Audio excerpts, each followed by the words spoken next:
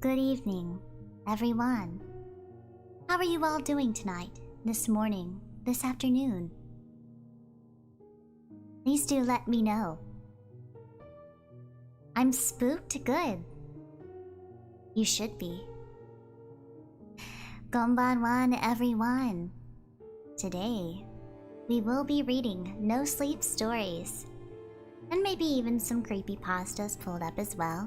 I took some suggestions from Twitter, as well as found some myself. So we have quite a few to read, actually. Yes, I'm very excited, very excited. Please do be sure to check out the asset, what was it? The asset creator for this little candle asset here. It's in the description. Yeah. Oh my god, Doofert, I completely misread your message. Oh my gosh. Oh goodness. Oh, Neko Mimi, member for 2 months. Spoop hours. Yes, also thank you for being a member. Yura, my wife is here. Hello, I love you. Thank you for coming. Oh, from Evil We Are, Spoopy Doggo. Yes, indeed. Thank you for being a member.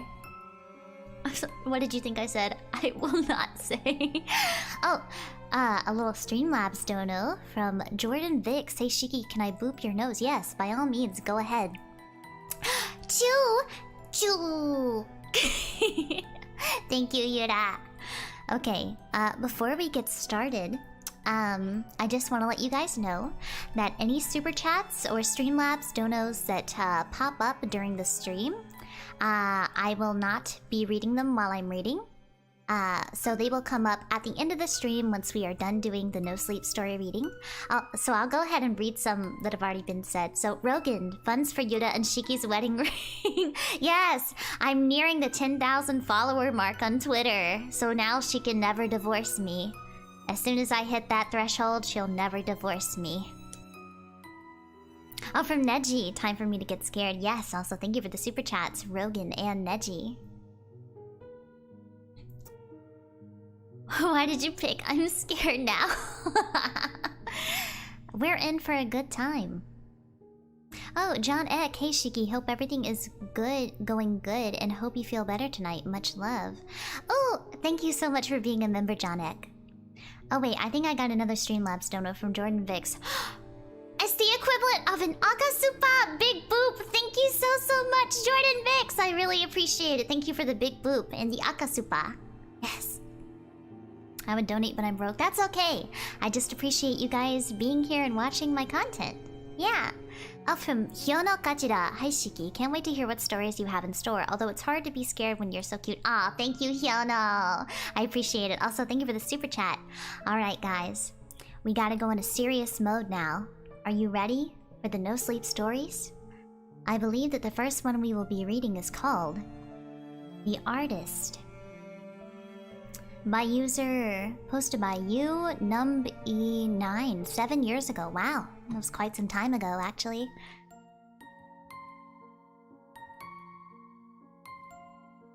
Shiki, please notice me. I haven't been able to watch any of your streams lately because of school, so I'm glad to get to be here. Hello, Lunar Neko. Welcome. Thank you for coming. That's perfectly okay. Don't worry about it. All from Bakanoni. I'm ready for spoopy stories. Thank you for the super chat, Bakanoni. I am as well. And RTM Random. No. Thank you for the super chat. Okay, guys. We gotta get ready, okay? Do you like the music I picked, by the way? I think it's very fitting. Alright, here we go. Shall we get started? The Artist. There's this painting my wife loves called Death and Life by Klimt. I don't know what she finds so fascinating about it.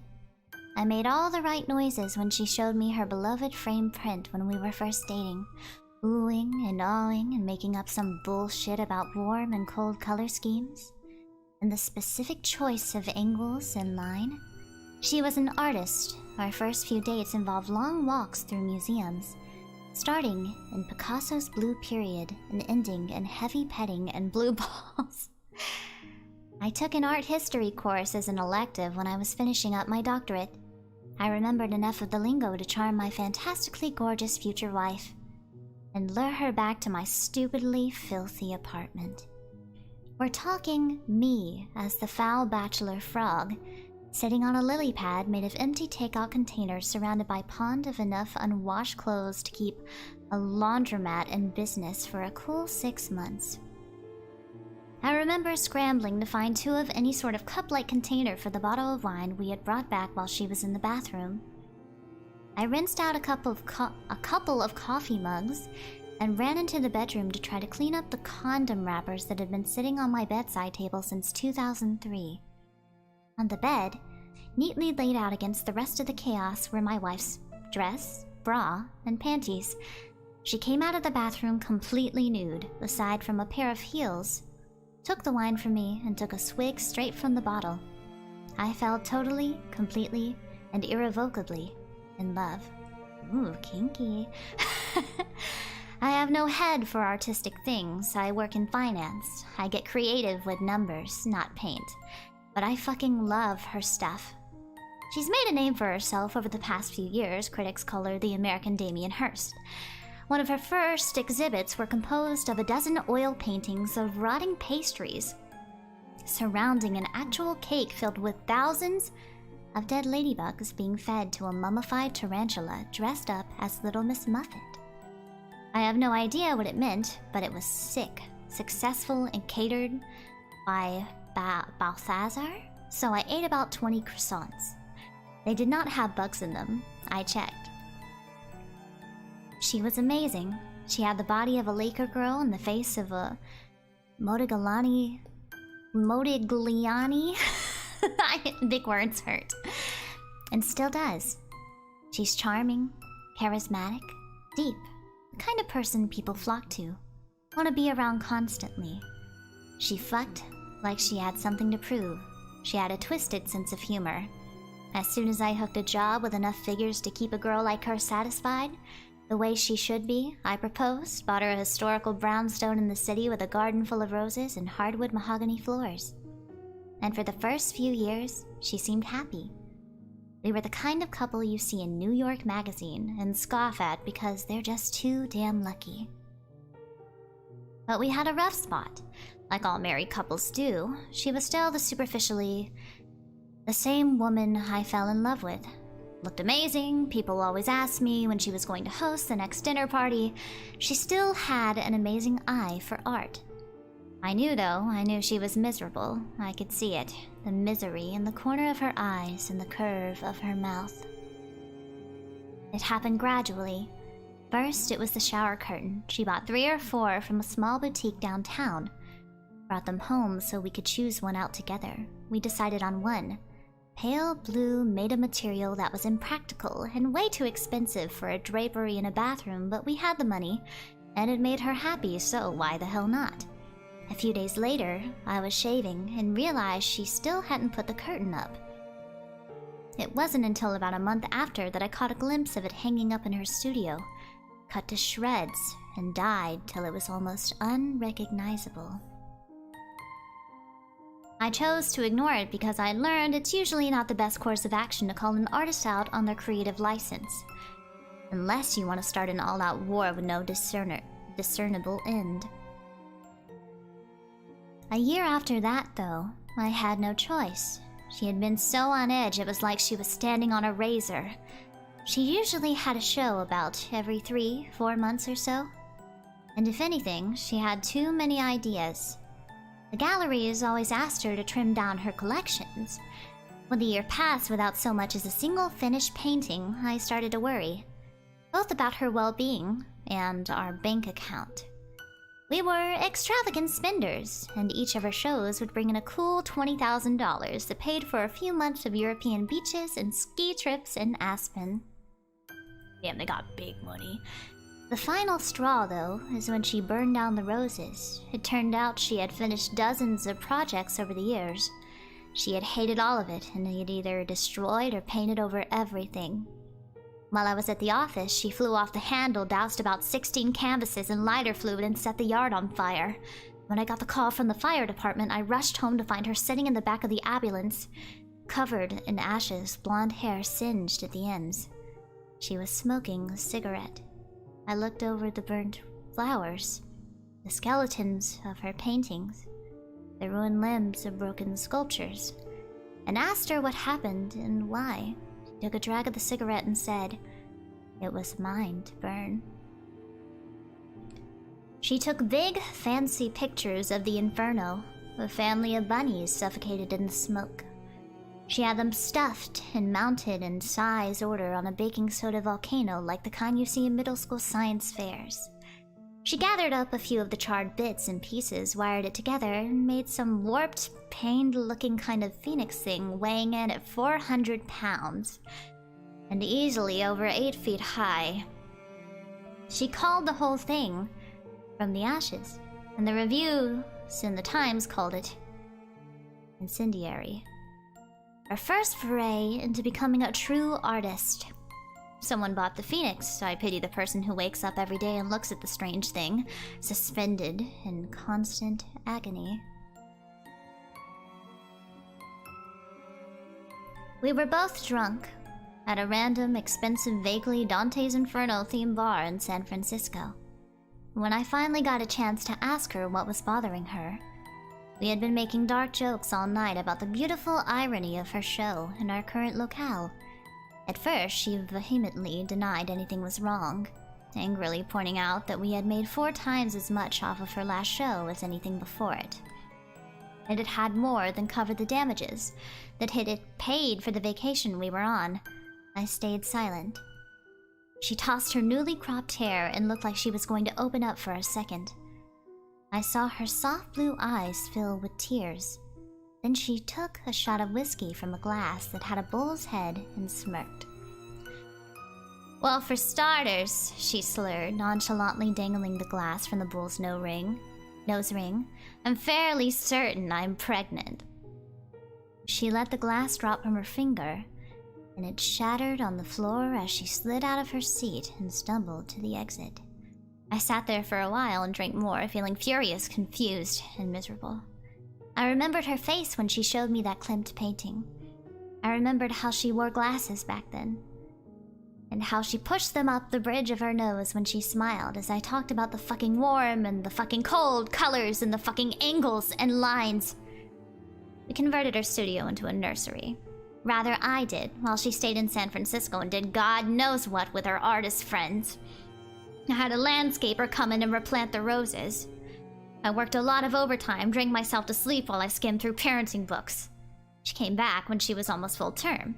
I came home from work one night to find sonogram pictures posted all over the fridge of 2 healthy-looking twins, big baby girls. I walked into our bedroom and saw her dead asleep on top of the covers, belly swollen, smelling faintly like pot and paint thinner. She had a rainbow of dried paint on her fingertips. I loosened my tie and walked to the nursery. She had been busy.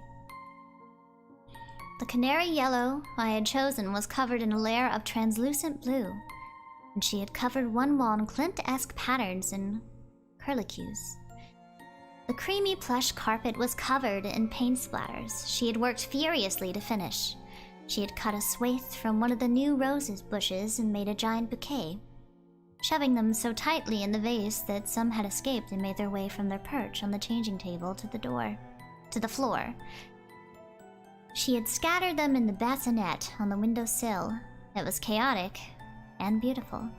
The next few years were peaceful for the most part. We bonded over raising the girls. Despite my wife's less than careful parenting, prenatal preparation, they were wickedly smart and beautiful. They both looked like her, with long curly blonde ringlets and blue eyes. Sometimes, when I put them to bed, I wonder if any of my DNA was in them at all. They were like miniature versions of her. My wife agreed to see a psychiatrist for a little bit. She took some medication for a while, Xanax, some mood stabilizers. Eventually, she and her doctor decided her crisis had been hormonal and temporary. We started having dinner parties again, soothed the gossip that had infected our social circles. She stopped painting and took up teaching at a university. She seemed content again, even happier than she was before. Every once in a while, I would catch a look in her eyes like repressed artillery fire, Like she was ready to explode at any second, but it never lasted for longer than a few seconds before they went back to the soft, cornflower blue I knew so well. And who doesn't get a little agitated every once in a while? I rose through the ranks at work. I loved the feeling of power that came with promotions. I loved my girls, and by God, I loved her. My crazy, disgusting, beautiful, hateful, and loving, extraordinary wife. Then came today. Today, I came home from work early. Today, my wife took the day off to be a chaperone on a class trip to the MET. They were after her for months because of her expertise in the art world. They wanted the children to experience the culture in the most sophisticated way possible. I thought it was ridiculous. They were 1 to 3 years old in a private daycare. They saw more beauty in Cheerios than in Monet's water lilies. But they wore my wife down, and she was given a gaggle of toddlers and wide-eyed teachers to tour around the museum. I came home for lunch because I had forgotten my iPad that had notes on it for a presentation I was giving that night. I walked through the rose garden and noticed a tiny piece of sculpture left over from the Ashes exhibit from so long ago. It was half of a tiny bird. It had the kind of exquisite detail that my wife used to be so famous for. I was pretty sure it was an actual bird that she had cast in clay. I thought I could see a small piece of feather in one of the cracks. I idly wondered why I hadn't noticed it before. I went inside and poured myself a glass of orange juice. The fridge had pictures that my daughters drew happy, crooked stick figures that looked nothing like the beautiful horrors their mother used to churn out. I was happy about that. I hoped they would fall in love with numbers like I did. It was absolutely silent. I sipped the sweet citrus and enjoyed the nothingness. Then I thought I caught a vague sense of fresh paint in the air. Curious, I walked into the living room and there was my wife, sitting on the leather couch, with a bottle of wine looking like an angel of death. She was covered head to toe in blue-gray body paint with a special concentration underneath her eyes. She was wearing a revealing patchwork blue dress, covered in crosses of various shapes and sizes. Not a dress, I realized, but the shredded shower curtain from so many years ago. I could see most of her still perfect breasts, the curve of her waist. The bottle of wine was elongated and painted a strange shade of orange. The smell of paint was stronger in here, an overwhelming smell of lighter fluid, and something else I couldn't place. She had shaven her head. I had stared at her for a while, minutes, an hour, maybe. Eventually, she took a swig of wine from the bottle. Swirling around in her mouth, I noticed paint. Deep blue and even deeper reds. Around her fingers, I sat down in the armchair across from her, unable to think of what exactly I wanted to ask her. Maybe because I knew. Maybe because I didn't want to know. I noticed a camera on the table between us. I went to pick it up, and she rested her gray hand on mine before I could. Softly, gently, with all the familiarity of years of marriage. She opened her mouth to speak. Soft pink lips made pallid by the paint. They were mine, and I've been sitting here knowing what's behind the door to my daughter's room, the Klimt wall we never repainted. Knowing why my phone keeps ringing with calls from the school, from the NYPD. Knowing why I couldn't find my sleeping pills last night. Knowing what that smell is. Seeing in my peripheral the red pooling and staining the carpet from the underneath the door. The pile of clothes neatly folded next to my wife on the couch. I can picture that thick wire she used to fit all of her subjects where she wanted them. What a perfect, detailed recreation it must be. Because she's so perfect. I see the phoenix in my mind's eye. I hope, when she flicks that cigarette she's about to light, we both fucking burn.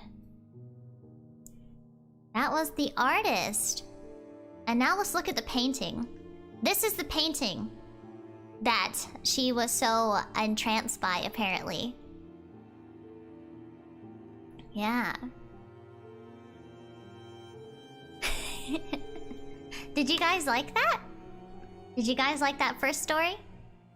I'm gonna take a sip of water in 3, 2, 1. Oh, Freelancer Delta, thank you so much for joining membership. Enjoy your acapellas, emotes, and membership-only streams. Nice story, thanks. You were so good at the Shiki. Thank you. Thank you. Story was good. Yeah, I really enjoyed it. It was rather short, but it was very good. I really, really enjoyed it. It was very well written. Yeah, entrancing. Yeah. Yeah. I wonder what we should read now. Did they die? Probably. If there's one thing I've learned from this is don't get together with an artist. I'm actually reading a manga right now called Blue Period. It's quite good. It's about a kind of delinquent boy learning about the joys of art and wanting to get into art school. It's very good. I think it's getting an anime very soon. It's very, very good. Very great series. I think it's a seinen, shonen manga. Yeah, this is a gorgeous painting though. Very, very pretty. Strangely enough, I could sleep to this. Alright, so that was The Artist. I'm not sure which one we should read next. I have a few... Okay, I want to go through this one because I think it has pictures available for us to look at. Yeah. I'm gonna take another sip of water before we get into this next story. In 3, 2, 1.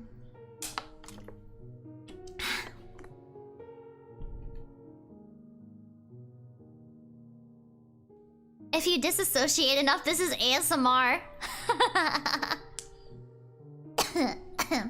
Apologies if I cough at all during this stream. I developed a little bit of a cough after the horoscope stream today. Why do you count when you drink? Oh, that's because there are some people that have a phobia against eating and drinking noises. So I try to give warning every time I eat or drink so that they know to mute for a little bit while I take a sip of my drink. I'm gonna take another sip of water in 3, 2, 1. I make rather loud gulping noises, you see.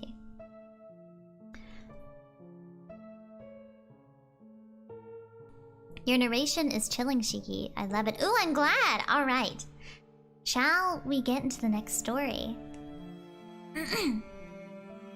This one is called... Man, when you said that the new hardware made you have podcast voice, you weren't kidding. Wow, I didn't notice in the horoscope stream. Thank you, Tavak. Maybe it's the reverb that's helping a little bit. Alright, here we go. This one is called... It Turns Out That the Scratches Didn't Come from a Bear, After All. Posted by u/Worcester__ST. My wife, Steph, and I have been together for about 2 years now. We met at a college and hit it off right away. Steph was orphaned when she was very young, so she'd been raised by her grandfather until she went off to school and met me. I didn't know much about her grandfather other than that he was extremely protective of her. Almost verging on paranoid. Still, he passed away before I got the chance to meet him, so I never really gave him much thought other than to comfort Steph. That was, until we found out that he owned something like 900 acres of forest. Steph was his only living descendant, so she was given the deed and a key ring pertaining to a house that she'd never seen before. What a 23-year-old girl was going to do with all that, I don't know. All I know was that when she told me about her new land, I knew we had to go check it out. As we drove up, I asked her if she'd been to his house in the forest before. She said, "Listen, I didn't even know this land existed. I have no idea why Gramps would keep it from me." It was pretty clear that she was still taking his death pretty hard. No wonder, really. He'd basically raised her after all. The drive up into the mountains from our college took a couple of hours. The forest was thick, with pine and oak trees growing close to the road. The further we got from civilization, the worse the roads got. Potholes, broken branches, and even grass had begun to sprout in some places.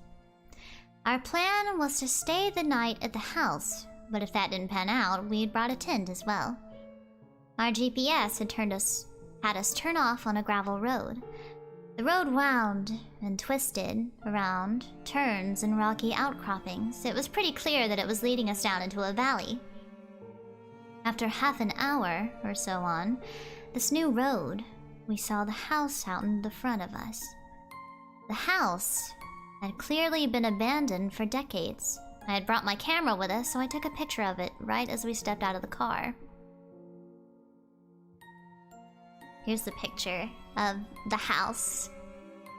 Isn't that spooky? It's quite spooky. Alright, let's go back. I gotta close this real quick. Steph was pretty clearly disappointed. Well, I guess it was too much to hope someone would be caring for it all this time. Stretching my legs after all that time in the car was really nice. Steph walked up to the house to check it out. I warned her that the ground might be rotted out and to be careful. I started walking around the house and took another picture. I'll link it here. Oh god. I see the opening to the basement. I came back to the house and walked in the front door. The inside was a mess, all rotten wood and dirt. I was honestly surprised it was still standing at all. I stuck my head back outside, and my eye caught on something. There was a tree growing just to the right of the house. I saw 4 long, deep claw marks on it. A few months old at least. I raised my camera and took a picture. Ooh. Oh yeah, those definitely do not look fresh. Those look very old. Yeah.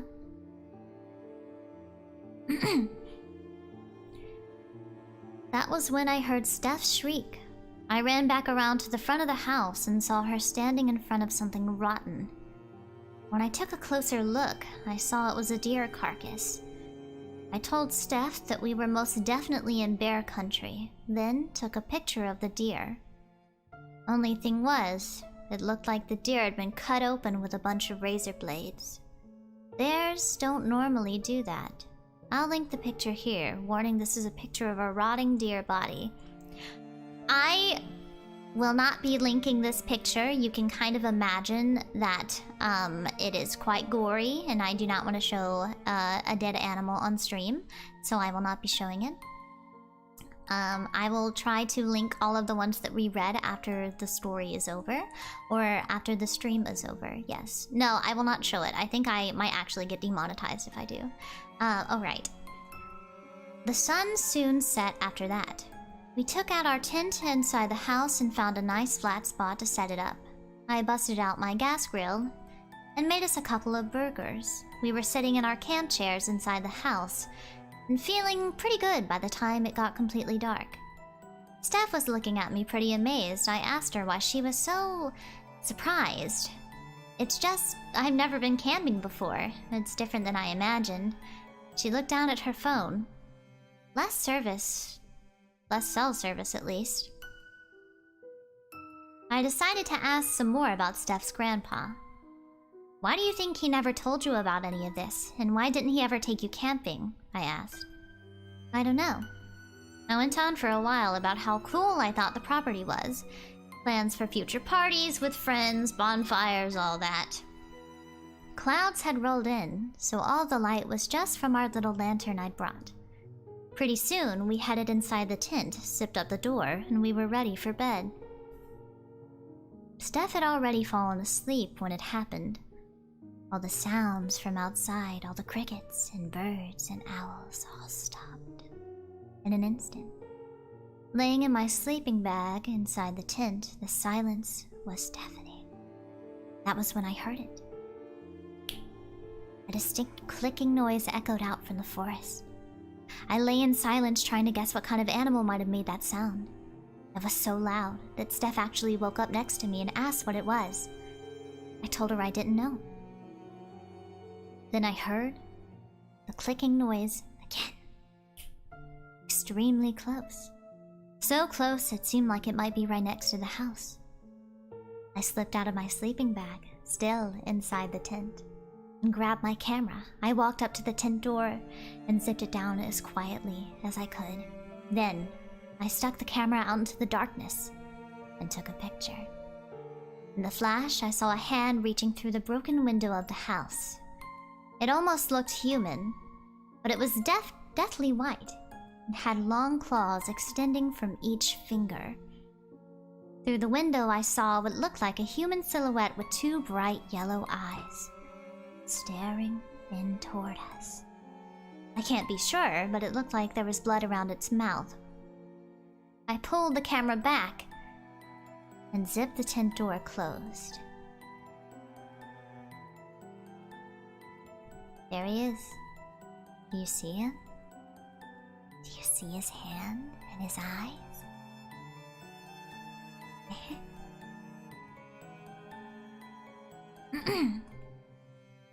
Steph sat up. "What is it?" she asked. I moved next to her and covered her mouth with my hand. My heart was racing and I felt all the hairs on my body standing up. I had no idea what I was supposed to do. Silence. For a long moment, I heard nothing. Then the clicking sound echoed out from where I knew the front door of the house was. Steph stared at me, her eyes clearly confused and afraid. She put her hand on mine and tried to pull it away, but I shook my head and didn't take it off. Silence again. I strained to hear, and nothing. From what must have been 2 minutes, I sat with my hand on Steph's mouth. Then I heard the clicking from just a few feet outside our tent door. I have no idea how it got so close without making any sound. I froze for a moment. Then, as quietly as I could, I reached into my pants laying on the ground and pulled out my car keys. I hit the unlock button twice.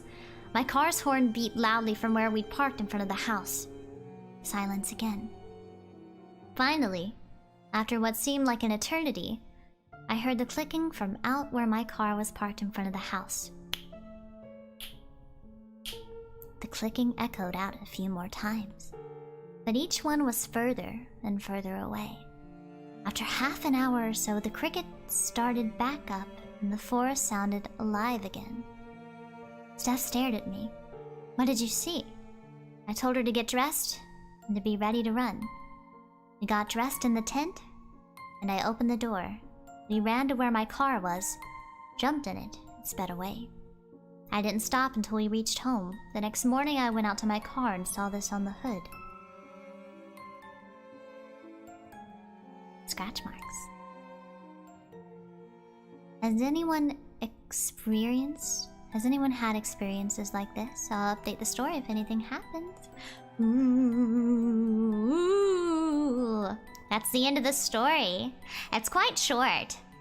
It's quite short. Mainly just like a documentation of a single night. Shiki, why'd you scratch their car? They didn't offer me any of their hot dogs.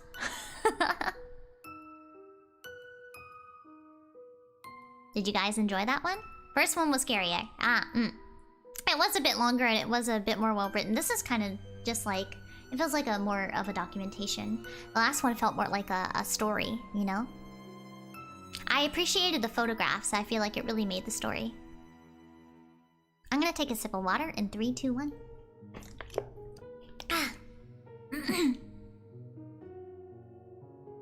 Alright. What should we read next? The photos were cool. Yes, they were very cool.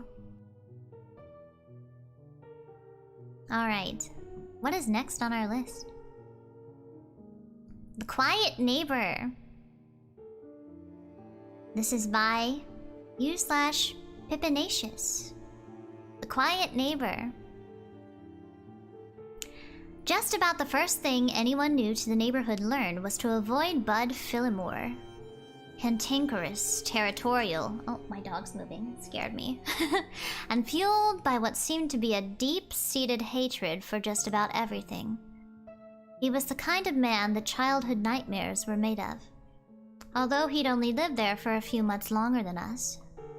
By the time my family moved in across the street from the Phillimore house, his reputation was already firmly established. When other neighbors came by with their cookies and casseroles to welcome us and saw me and my brother, just 9 and 11, they'd pull my parents aside and offer hushed warnings. "Keep them away from that nasty little man across the way," Mrs. Devon said. "He can't stand children. My son Bill swears Bud tried to run him down in his car," Mr. Crane said. "He'll look for any excuse to yell at them. He says the most terrible things," Mrs. Paul said. My parents thanked them, but I don't think they quite believed them. My mom especially wasn't fond of gossip, and she tried to take such rumors with a grain of salt until she could make her own decisions. She didn't have to wait long.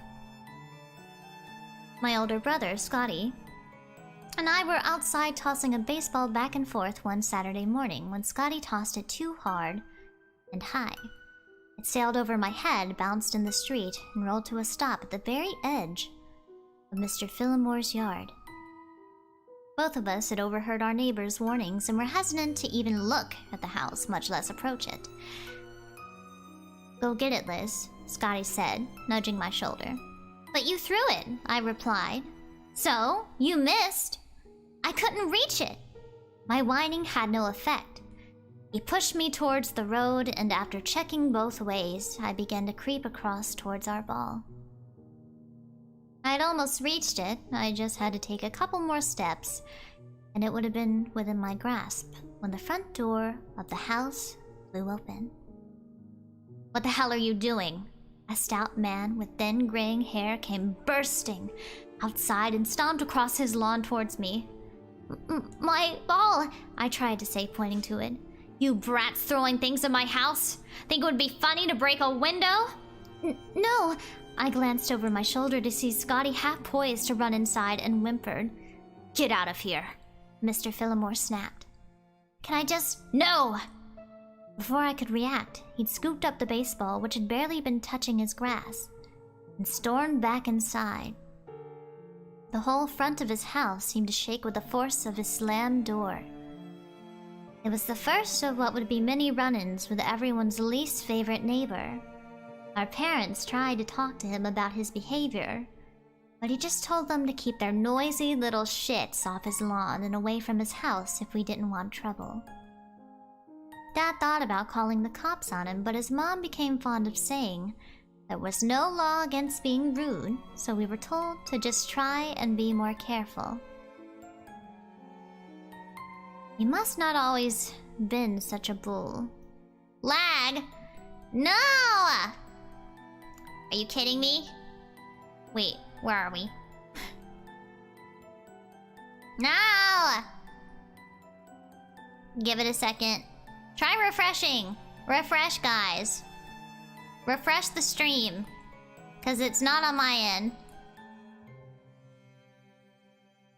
Okay. Make sure to refresh. All of you should refresh regardless of if the stream is back. You should refresh your browsers just in case, okay? The neighbor abducted Shiki.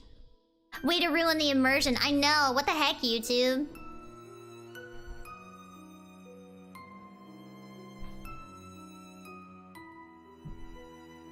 It was fine for me? Alright. Alright, here we go. Let's get back to the story, shall we? It was the first of what would be many run-ins with everyone's least favorite neighbor. Our parents tried to talk to him about his behavior, but he just told them to keep their noisy little shits off his lawn and away from his house if we didn't want trouble. Dad thought about calling the cops on him, but his mom became fond of saying there was no law against being rude, so we were told to just try and be more careful. He must not have always been such a bull. Is it lagging again? What? One moment. One moment, guys. Let me check something. It says that I have excellent connection. What the heck? Okay, you guys, just try to refresh if you can. Just try to refresh.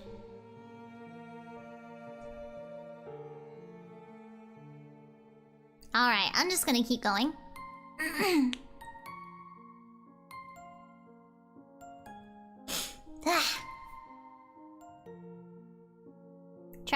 crashing. It's not on my end. I will keep... Buffer health can't be maintained. This is definitely on YouTube's side, but I don't know what's causing it.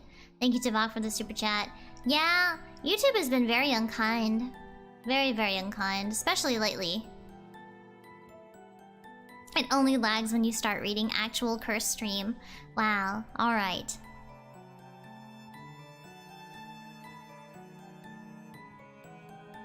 Okay. I'm just gonna keep going.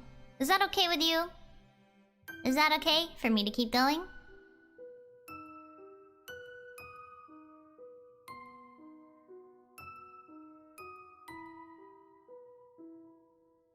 Please do, sure. Okay. Eventually, it'll probably be okay. Eventually. Okay, here we go. Whoop, where did I go? Oh, right, there we go. Whew. You must not have always been such a bull, Mom said over dinner about a month after we'd moved in. He's married, you know. Dad scoffed at the idea. Oh yeah? How do you know? Dolores Devon was by again for a chat and came up. Hold on, I'm getting comfortable in my chair. Bud wears a ring, and she said she sees Mrs. Phillimore looking out the windows from time to time. But the poor woman never comes outside. She thinks she heard Bud say it was cancer once. Poor lady, sick and married to that, Dad said. Terrible, isn't it? But it does explain a bit about him. He's just trying to keep things quiet and peaceful around his house. My dog is like, what are you doing?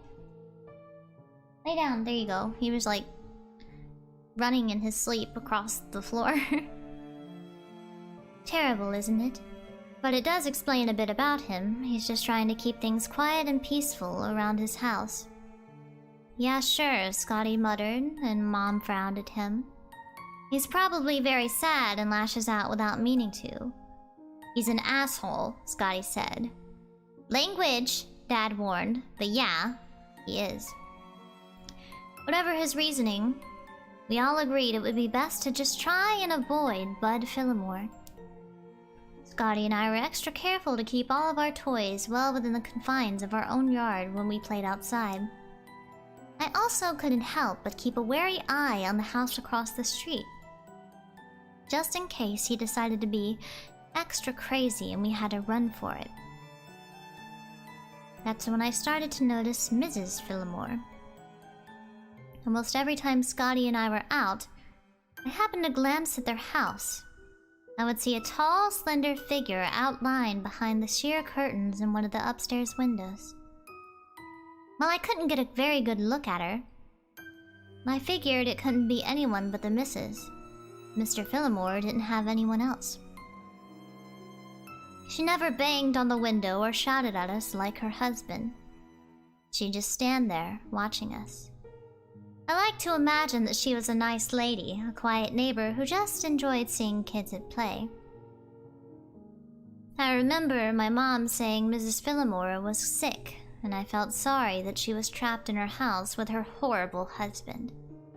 So, I tried to be nice and smile and wave once. Just once. Mr. Phillimore appeared on his front stoop and yelled at me for being a pest until I retreated inside. When I peeked out the living room window later, Mrs. Phillimore wasn't in her usual spot anymore. Eventually, we got used to Mr. Phillimore glowering at us as he drove slowly past. His short temper and his loud voice, it was such a regular thing that our fear turned to caution turned eye-rolling dismissiveness. Bud doesn't own the street. You kids go out and be kids, and if he has a problem with it, I'll deal with him, Dad said. After that, we started to be a little less careful with our things and a little more free with our laughter. We lost a few balls to the Phillimore yard. 1 or 2 frisbees, but nothing we really cared too much about. Nothing. Until Scotty's remote controlled the... Nothing until Scotty's remote controlled helicopter. It had been a birthday present and we were both eager to try it out. As soon as we finished supper, we raced out to the front lawn where Scotty prepared for the helicopter's first flight. Under my brother's inexperience and clumsy guidance, the helicopter lifted slowly from the ground and staggered drunkenly through the air. In his excitement to keep it aloft, Scotty didn't even realize it was heading right for Philemore's yard until it was too late. "Scotty?" I tugged at his arm to try and turn it off course, but it only made things worse. The little helicopter took a nosedive straight into the hedges under Mr. Philemore Bay's bay window. Scotty frantically wiggled the controls, but the helicopter's blade was stuck fast in the thick greenery. As if he had been waiting for us to slip up, the front door was flung open, and he practically pounced on the toy. "What have I told you?" he bellowed. Before we could argue, he had already disappeared back into his house.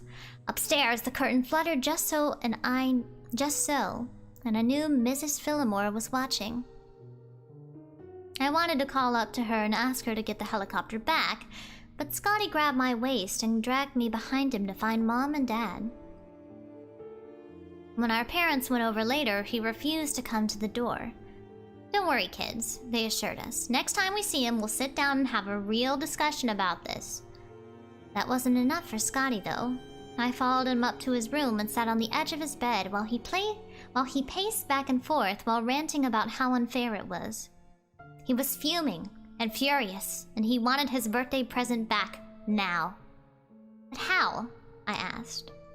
He paused, his gaze sliding to his window and the house beyond. "We're going to take it." It was a childish, simple, stupid plan with no thought to consequence or punishment. We were going to break into the Philemore house and get all of our things back. We'll do it when he goes out next. I can figure out how to get the lock open, it can't be that hard. Then we just have to find our stuff. What about Mrs. Philemore? She never leaves. You can distract her, or something, I don't know, we'll figure it out. "I don't know, Scotty," I said uneasily. I didn't want to disrupt a poor sick lady for a few toys. "Don't worry, we'll just be in and out. She probably won't even notice we're there." I doubted that, but I had a hard time saying no to my big brother. Scotty put his plan into action the very next afternoon. We were playing a game of horse in the driveway when Mr. Philemore's garage opened and his car chugged to life. He was wearing his customary scowl as he drove by. The moment he turned the corner, Scotty chucked our basketball off to the side and bolted across the street. I checked to see if Mrs. Philemore was in her window. When I saw no sign of her, I followed. Scotty's idea of getting the lock open turned out to be using a small rock to break the window pane on the door above the latch. That was something he'd seen in a movie or something. Immediately, I had images of flashing red and blue lights and handcuffs, and my stomach turned sharply. But my brother whispered that it would be fine. "Can't prove it was us. Everyone on the street hates him." He sounded so confident that all I could do was nod. Scotty reached carefully through the broken glass, careful not to cut himself, and found the deadbolt. It clicked out of place, and he pushed the door open, letting us in to Mr. Philemore's house. I clung to the back of Scotty's shirt as we tiptoed across the kitchen. It was spotless. Obsessively so, and smelled of cleaning supplies. Every window had something tacked over it, old blankets and towels blocking out the bright afternoon sun, and casting the room into a gloomy darkness that made the room seem small and oppressive. I swallowed hard and forced myself to follow Scotty. Every room was the same, fastidiously clean, organized, and shrouded in shadows. The bay window that I knew he spied on us from had a little hole cut into the heavy velveteen material, just big enough for someone to see out of. I could just picture him sitting on his plastic-covered couch, watching us, waiting for us to get too close. It was enough to make me shudder. We cleared the hole downstairs pretty quickly, but there was no sign of our things. "Shit," Scotty hissed. "He must keep it upstairs." "But Mrs. Philemore, just stay close and stay quiet, okay?" I nodded, too nervous to say anything else anyway. One moment, guys. I'm gonna take a sip of my water in 3, 2, 1.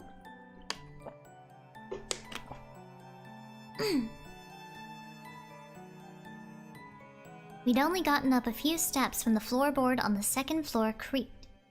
Scotty immediately pressed himself against the wall and motioned for me to do the same. We listened to the soft padding of footsteps crossing from one room to another. "Scotty?" I whispered, grabbing at his sleeve with both hands. "Let's just go." "No! You went too far this time. I'm going to get my helicopter."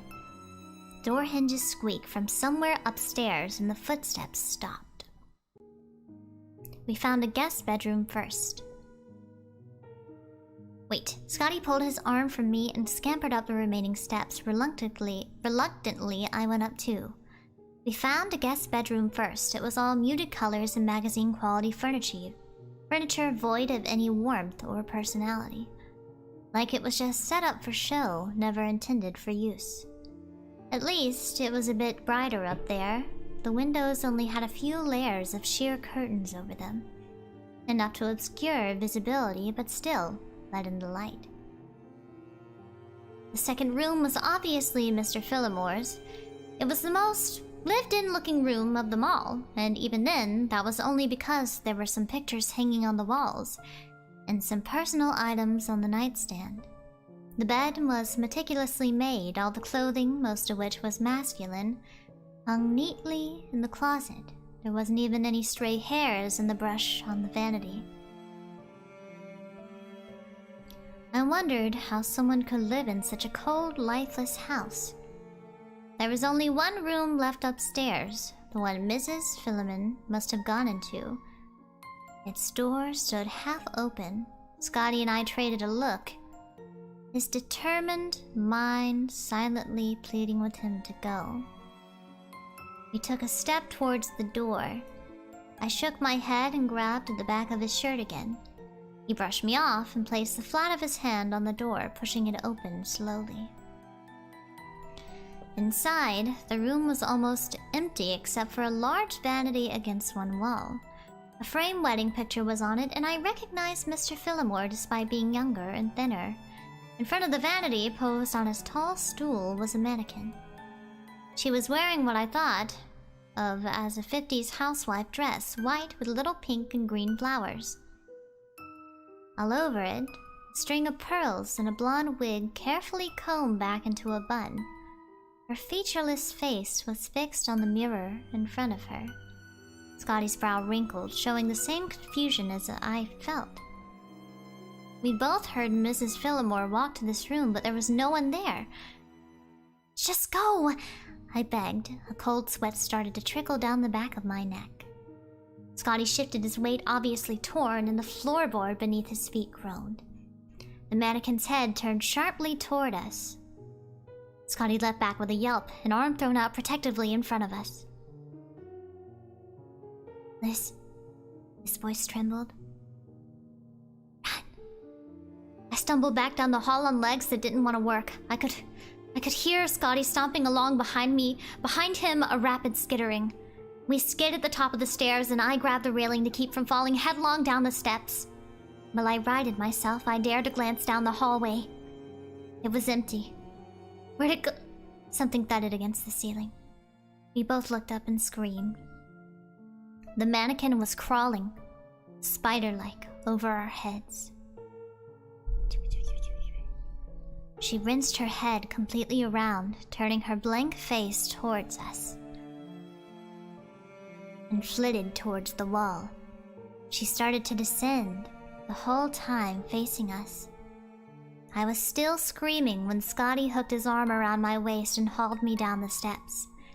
We crashed at the landing, tripping over one another, and we could hear the click of fiberglass on wood as she pursued us. I was crying, scrambling on my hands and knees across the floor, and my brother was shouting for me to get up, to go. He grabbed the back of my shirt and practically threw me down the hall. And then Scotty was shrieking. I spun.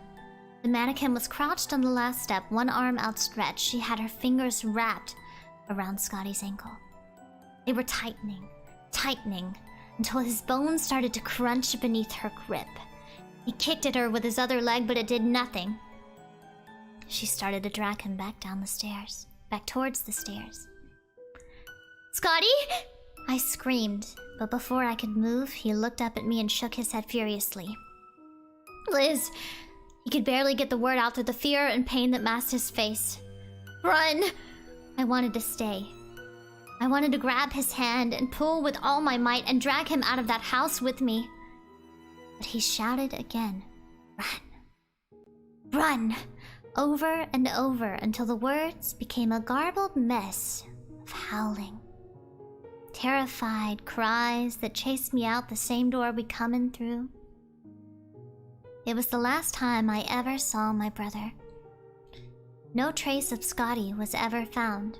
My parents searched, police searched, there were dogs and special agents, and tons of time, money, and energy were put into trying to find him, but none of it mattered.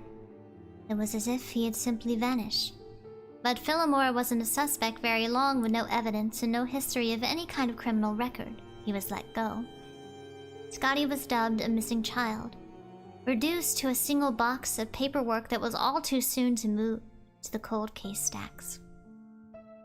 No one believed me when I told them what really happened. They all said Scotty must have been kidnapped on our way back from the Phillimore's house, and I was too young to really understand it. That I'd gotten confused and in my fear made up some story using the scary thing I just encountered. Mr. Phillimore's mannequin belonged to his late wife, Sharon.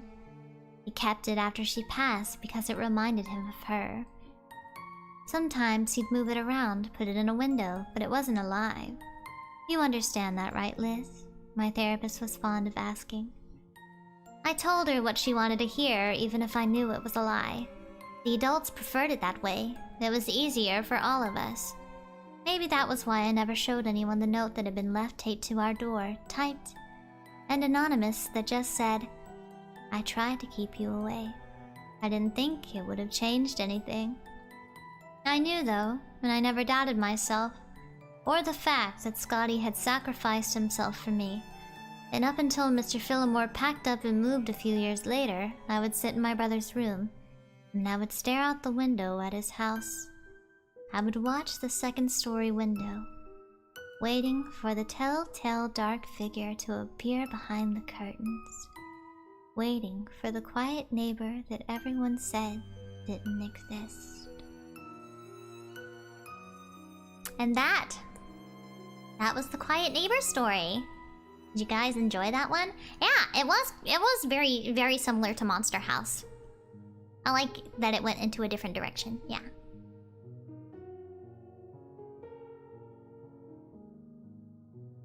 A Monster House real version. That was nice. Yeah. I think so as well. I enjoyed it. Dude should have burned the mannequin, not yelled at kids. Freelancer Delta, thank you for reading to us tonight. I'm glad I already didn't have plans to sleep. Oh, no problem, and thank you for the super chat. We've still got a couple of stories that we can read. We've read about 3-ish now. Let's see if we can read 2 or 3 more before we have to go. I believe that they'll be a little bit longer. I wanted to go ahead and get the smaller ones out of the way. Oh, Moogs, welcome to Kibblebits. Enjoy your acapellas, emotes, and members-only streams. Before we get started on any more, I am going to quickly go refill my water bottle really quick. I will be right back, okay? Be right back.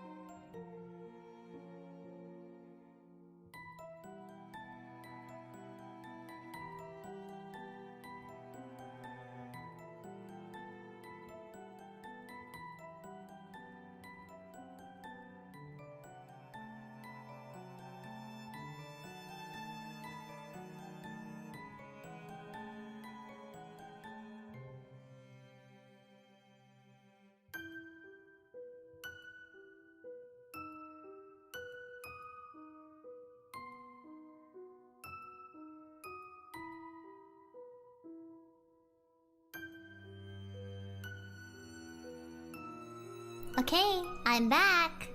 Hey, alright. Shall we continue? Alright. Let me just get comfy in my chair, and then we will continue with our No Sleep Story stream. Do you guys like my reading voice? Or the inflections that I put in? I'm gonna take another sip of water in 3, 2, 1.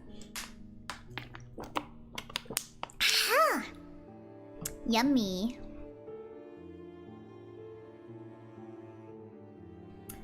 Yay! I'm glad. I'm very glad to hear that. Thank you guys very, very much. From poor pro player Shiki, I'm home alone. I don't think I'm gonna get much sleep tonight listening to your stream. Perhaps I'll get no sleep. That's the point! Thank you for the super chat. That is definitely the point. Gotta go to bed. Thank you for the story, Shiki. No problem, Vivi. Thank you for coming. Hope you've enjoyed. Alright, let's see. What is next on our list?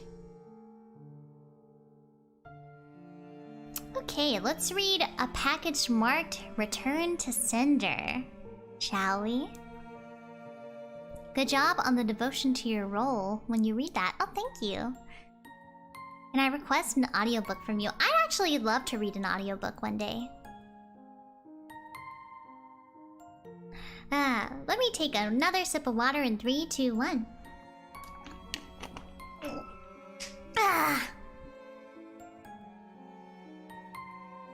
Alright, let's get right into the story, shall we?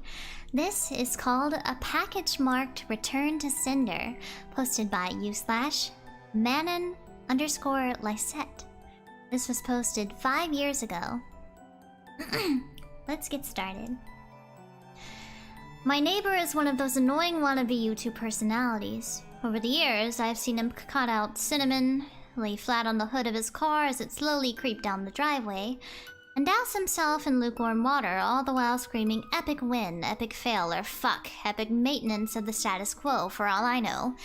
It can get tiring to watch him go about his shenanigans in the pursuit of viral fame. So, when he knocked on my door the other day, told me he was going away for a few weeks, and asked that I get his mail, honestly, it was a relief. I can't explain the peace of mind I had knowing I didn't have to brace myself for any of his stupidity for a while. I was always afraid his stunts would wind up bleeding over into my life. Damn, his neighbor is Jake Paul. Things were pretty normal for the first couple of days.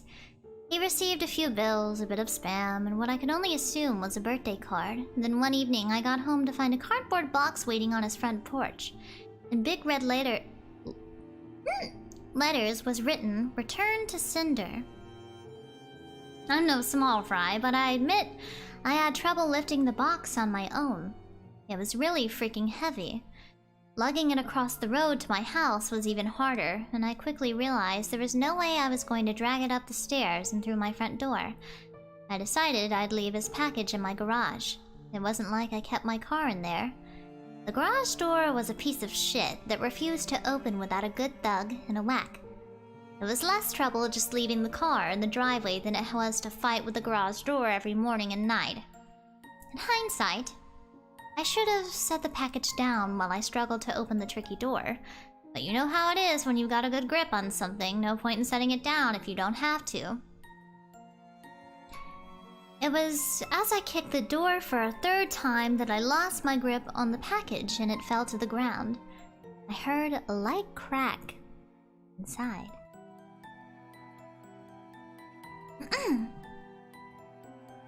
Shit. I cursed. I hope I hadn't broken anything important, but figured I just wouldn't tell my neighbor about it and let him assume the break happened en route. Hands-free, I finally managed to get the garage door unstuck, and boy did it screech in protest as it rolled up and over me. I dragged the box the rest of the way, setting it in the corner for whenever my neighbor would come back to claim it. And then I forgot all about it, until a few days passed, that is. I broke his new PC. I'm not sure exactly how long it took for the smell to waft in from the crack under the garage to house door, but it came in slow progression. It was a sickly sweet odor, similar to a skunk, and for the first few days after I smelled it, I genuinely assumed that exactly what it was. Roadkill that had left its mark on my house. It was only when I realized the scent was growing more intense, instead of fading, that I went looking for a source. That's when I opened the garage door, and that's when the odor knocked me back, holding my nose. The culprit wasn't hard to identify. The only change in my garage was the box in the corner. I remember thinking it must have been one of those meat of the month subscription boxes. The meat must have gone rancid from being left out on the fridge for so long. How much meat could have been in there for the box to have been so large and heavy? An entire freaking cow? I covered my nose as I approached the box, a pair of scissors in my hands. I probably wouldn't have needed them to open it, as it had become soggy enough at the bottom to poke through with a finger. But I wasn't about to poke my finger into spoiled meat juices. That soggy bottom was the reason I had to open the box in the first place. If I had tried to drag it out whole, everything would spill onto the floor. I was going to have to dump the pieces of meat one garbage bag at a time, and take them down to the dumpster, a process I wasn't looking forward to. My scissors tore through the tape along the top of the cardboard box. I thought the smell couldn't get any worse, but as I flipped the flaps open, I discovered a whole new gamut of stink. It was like opening a burning oven, but instead of a heat wave, I was met with waves of piss, sweat, shit, and putrefaction. That is such a strange word. It was so bad that I staggered back and had to force down the puke, begging to guzzle out of me. I don't think I could have handled that scent mingling with the horrors coming out of the box. I'm not ashamed to admit I ran out the door for a breath of fresh air. But in the short time I'd spent in the garage, the smell had become so ingrained in the fabric of my clothes that it clung to me like a shadow.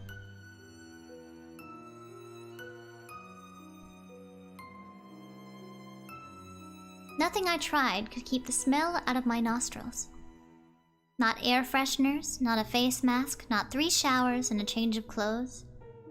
Every second that box lay open in my garage was another second the smell was allowed a foothold into my home. I had to bite the bullet. I returned to the garage, the flaps of the box still open as though inviting me to look. I was prepared, a clothespin, pinning my nostrils shut, a garbage bag in one hand, the strongest cleaner I could find in the other, and long rubber gloves to keep my skin from having to touch what was inside. But as it turns out, I needed none of those things. I wouldn't have to touch or clean the contents of that box. I would only have to suffer the nightmares every night. You see, there was meat in that box, but it didn't come from a cow or a pig. No, it was worse than that. It was my neighbor, dead. Still in one piece, but dead. I called the cops, and naturally they took me in for interrogation. It's kind of hard not to suspect the man with a corpse in his garage, after all. Thankfully, they soon realized I wasn't involved. My DNA might have been all over the box. The smell might have left a mark throughout my house. But there was one piece of irrefutable evidence in my neighbor's own hands that proved my innocence. A vlogging camera. They showed me the footage only once. I'm not sure if they were allowed to, or if they felt so bad for me they figured it couldn't hurt. Either way, I saw it. My neighbor was sitting in the box outside of a shipping facility, laughing as he told the world how he was going to mail himself across state lines. He'd brought pee bottles, food, a pillow, and a few flashlights. His friend, the guy I'd seen at his place several times to help with his stunts, closed the lid and presumably dropped him off for shipment. Throughout the next couple of hours, or days, I'm honestly not sure, my neighbor recorded a few short clips about his progress. I think I'm in a truck now, I can feel it moving. Must be in a warehouse, pretty warm here. Still got plenty of food. That kind of stuff. And then on the last entry, the box toppled over. He broke his neck, and that was it.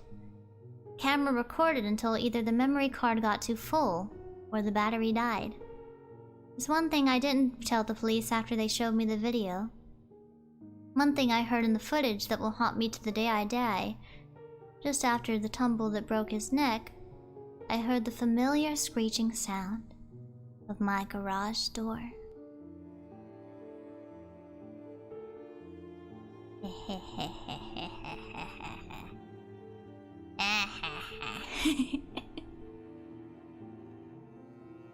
So he did it. It's an accident. Yeah. Good story. I like stuff like that.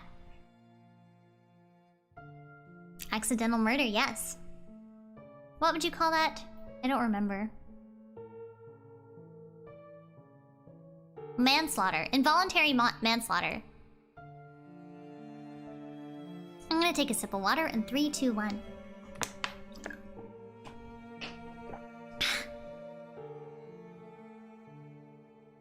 Yeah. Did you ever think about reviewing the crimes of the Bulldog Killer?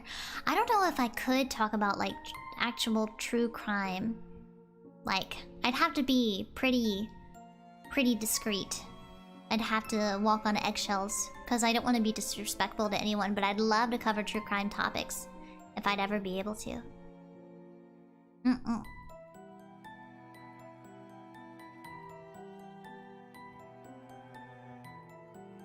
Shiki, you should do the sleep experiment in Russia, read that. Oh yes, I've heard that before. Perhaps another time, because we've already gathered everything that we plan on reading today. Oh, okay, there we go. Sorry. Alright. Which one is next? I have Mimicry. I have Grandma's Light is Always On. And I have... Wait, we've already read this. Oh. Okay, so...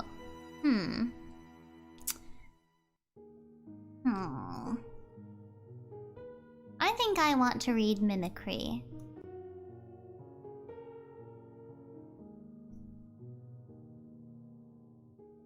Alright. We're going to read this one. I'm gonna take another sip of water in 3, 2, 1. Didn't you have one on Chernobyl? Yes, I do. I was thinking of reading 2 or 3 more. So perhaps after this, we can read that one, yeah?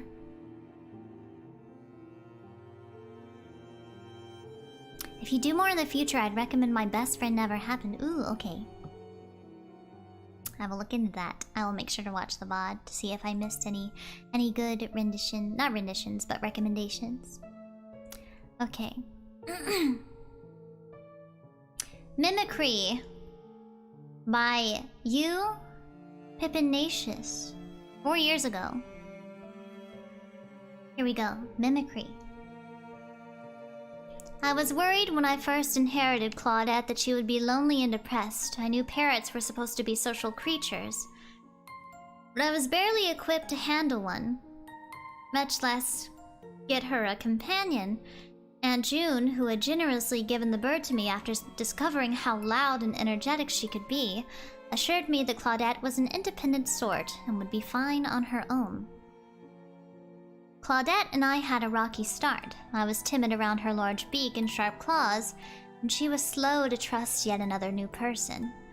She'd apparently had a number of homes in her 25 years, all of whom had given her up much the same as Aunt June had.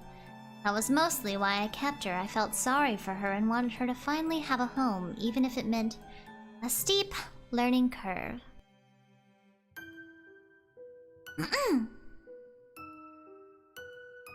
We had what felt like a very long period of adjustment, during which I learned that getting bitten, while painful, could have been much worse, and she started to at least recognize me as the hand that fed her.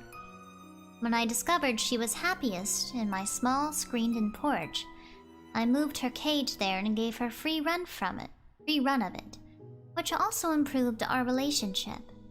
It took a lot of time, patience, and treats, but eventually it got to the point that she would fly over to me whenever I went and sit on my arm while she inhaled whatever I'd brought her. If I had been worried about her getting lonely while I was away, those concerns were quickly banished when I realized she was making fast friends with the mockingbirds who nested in a tree behind my apartment. They'd trade calls and squawk at each other throughout the day, which sometimes got me in a little trouble with my more noise-sensitive neighbors, but that wasn't anything a few homemade cookies and apology cards couldn't smooth over. I never considered getting a parrot before, but Claudette proved to be a sweet, smart girl once you got past her initial orneriness, and I learned that she had a fairly extensive and sometimes colorful vocabulary and was an excellent little mimic. I also found that over the course of a few months while I was at work, she'd apparently been teaching the mockingbirds a thing or two. I was sitting on the porch one evening, giving Claudette a little neck scratch before going in to make dinner, when I heard a soft but very distinct voice coming from somewhere overhead. "Shit," it said. I jumped, having not seen or heard anyone approach, and looked around, but my little corner of the apartment complex was quiet, and no one was outside. In my lap, Claudette started to bob her head, her feathers ruffling ever so slightly. "Shit," the voice said again. "Shit," Claudette answered. She and the voice went back and forth a few more times, enthusiastically shouting one of her favorite words, until I rushed her inside in embarrassment and to keep whoever was taunting her from going any further. It wasn't until I saw one of her mockingbird friends swooping by the porch a few times, obviously in search of Claudette, that I realized the voice I had been hearing hadn't been someone encouraging her naughty behavior. It had been the mockingbirds mimicking her. Claudette had taught the wild birds to swear. It was going to take a lot more cookies to get back to on my neighbor's good side when they figured that one out. Instead of moving her inside, I decided to try and encourage her to use sweeter phrases that I hoped the mockingbirds would pick up on. "Hello," I said over and over again. "Hello," Claudette said. "Shit," the mockingbird said. Shit, indeed. I hadn't even known mockingbirds could talk, much less how to get them to pick up new words. So I scoured the internet and asked around, hoping for some insight. "They just repeat what they hear often," one bird enthusiast replied when I left a comment on a forum. "They'll pick up something else soon." A mockingbird near me constantly called my dog for ages, until it picked up a new bird song. Good luck. Okay, I told myself. I could wait them out.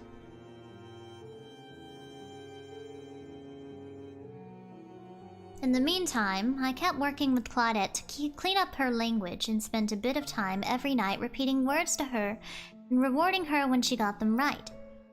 It took a few more weeks and months, but the swearing was definitely on a decline, and I hadn't heard the mockingbirds repeating her anymore, so I was counting it a victory. One morning, when I went out to feed her before I left for work, she bobbed and paced along her rung with her usual enthusiasm. But I noticed she was making these odd, raspy noises, like she couldn't quite catch her breath. One morning, when I went out to feed her before I left for work, she bobbed and paced along her... Oh wait, I said this. I took her up on my arm, and gave her a quick once-over while stroking her back. "You okay?" I asked.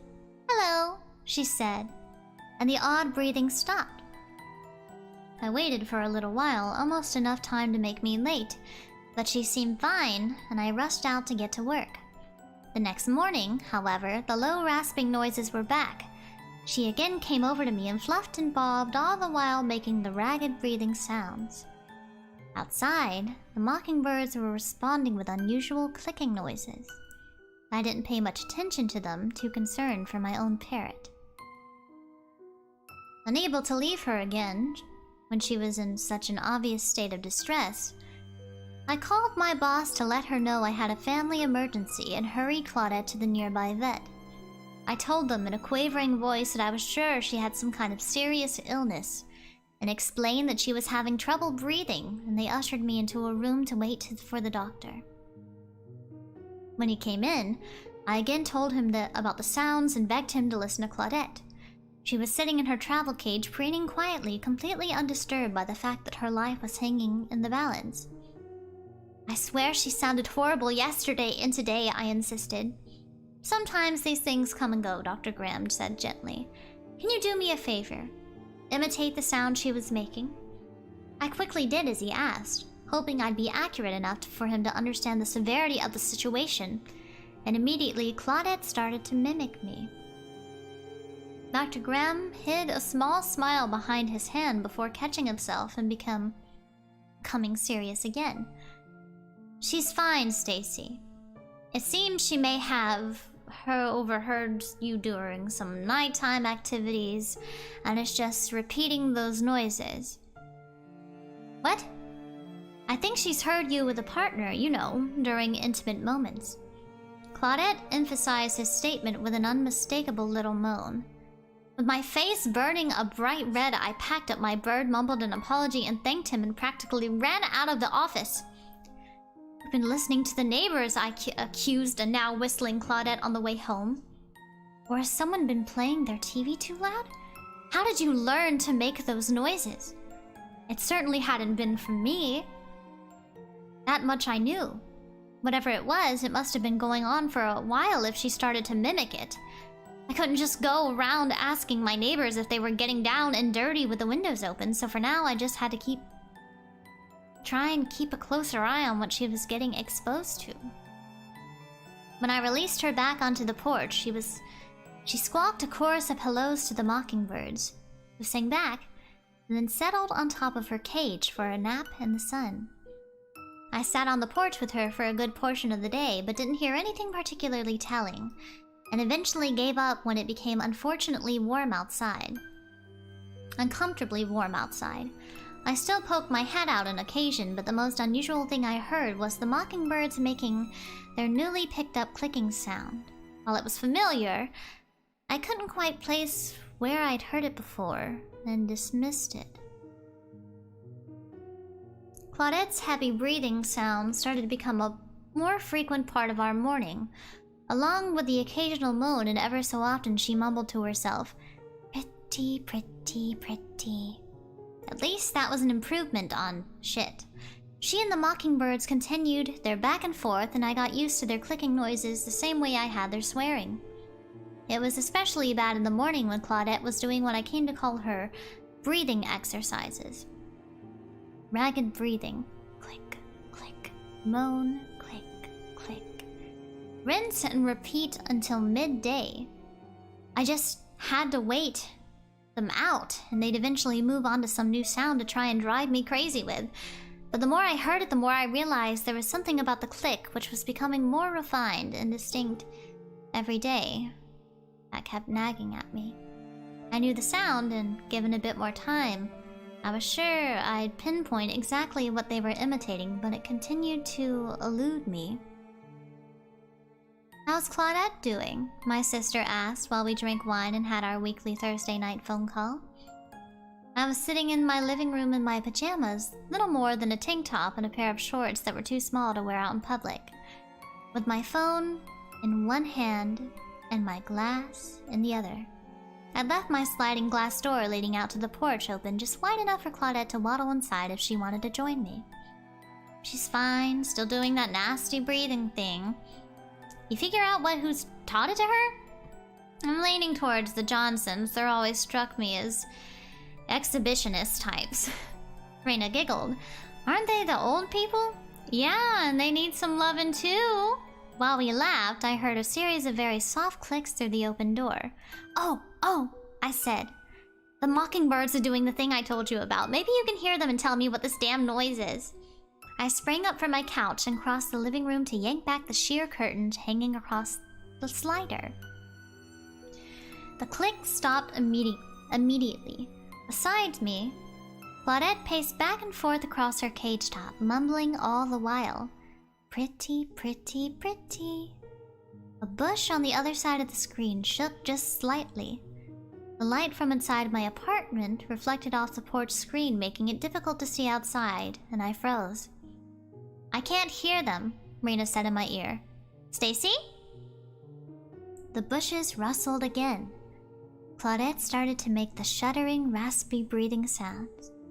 In the trees overhead, the mockingbirds responded with their clicks. I now recognized the sound with sudden, chilling clarity. "Reina?" I said as calmly as I could.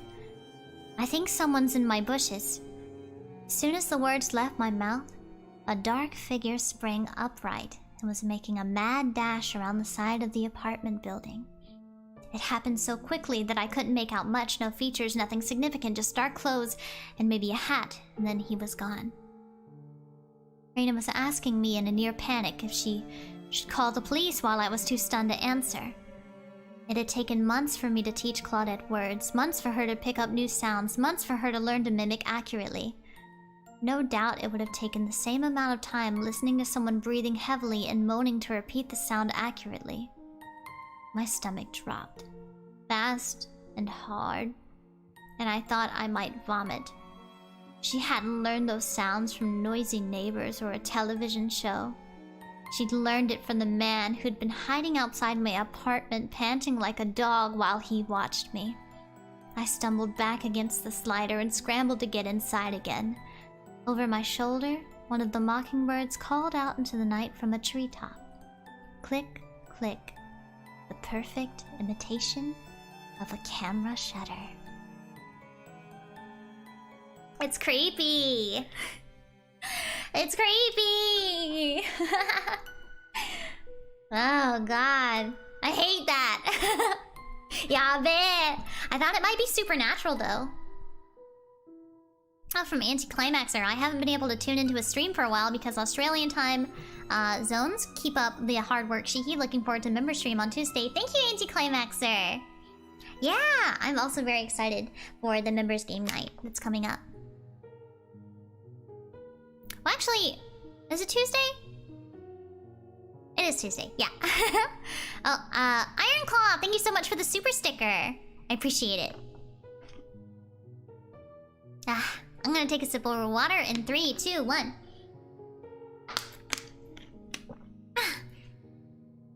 Oh, Moltar! Thank you very much for the super sticker. Thank you.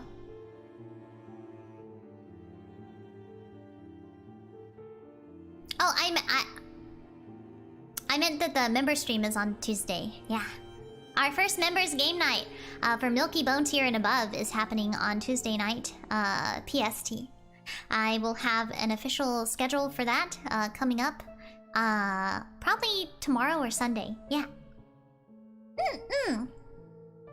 It's Tuesday, innit? You look so peaceful, thank you. I'm quite peaceful when I'm reading these stories. How long is this one? This one's pretty short. Okay, let's read this one and then maybe read one more. Let's read 2 more, shall we? This one is called Grandma's Light is Always On. Alright. This is by user Saint_Entropy. Grandma's light is always on. In one corner of my grandma's living room stood a lamp that was almost never turned off. She would change the bulb every week, like clockwork, waiting until the afternoon sunlight poured through the windows and filled the room. Even then she hurried, holding her breath until the deed was done and the lamp was back on. I would ask her about it once in a while. Each time she would smile softly, tousle her hair, and promptly change the subject. I didn't learn the truth until I was 13, the first time I turned off the lamp. I just wanted to see what would happen.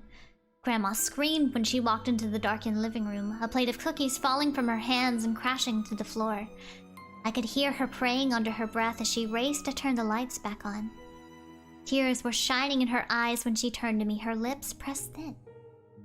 Without warning, she slapped me hard across the face. Grandma had never so much as raised her voice before, and I was too shocked to cry. She cried enough for both of us, gathering me up in her arms and begging for my forgiveness. With her face buried in my shoulder, she finally told me about the lamp.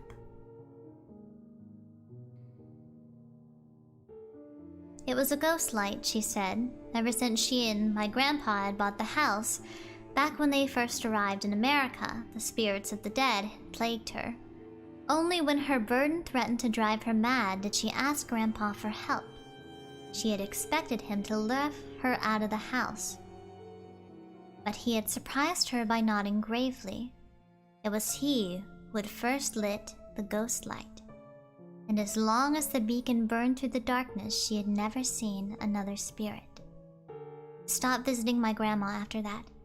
It started gradually at first, missing a day here and there, but by the time I received news of her death, I hadn't seen her in over 10 years. As her only living relative, I shouldn't have been surprised when I inherited her house. Yet as I sat in her lawyer's office listening to him read her will, I was speechless.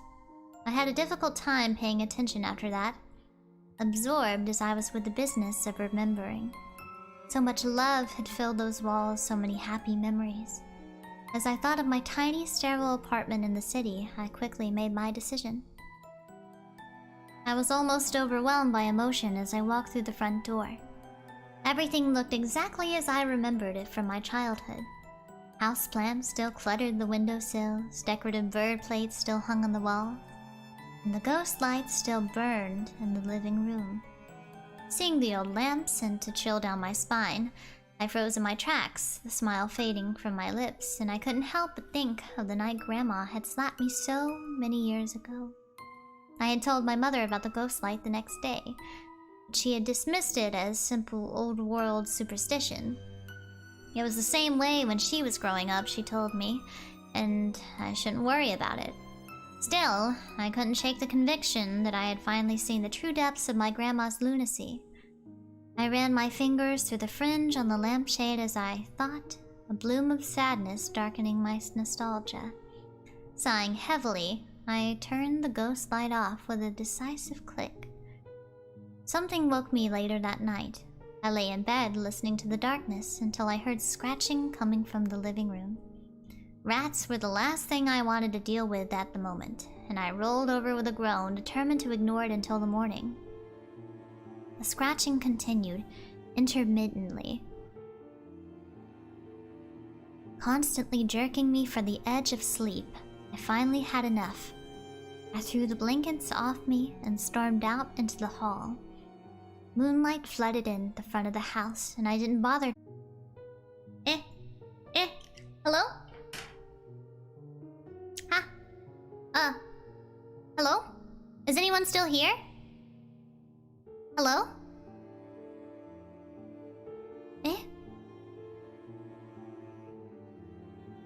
Hello? Hello?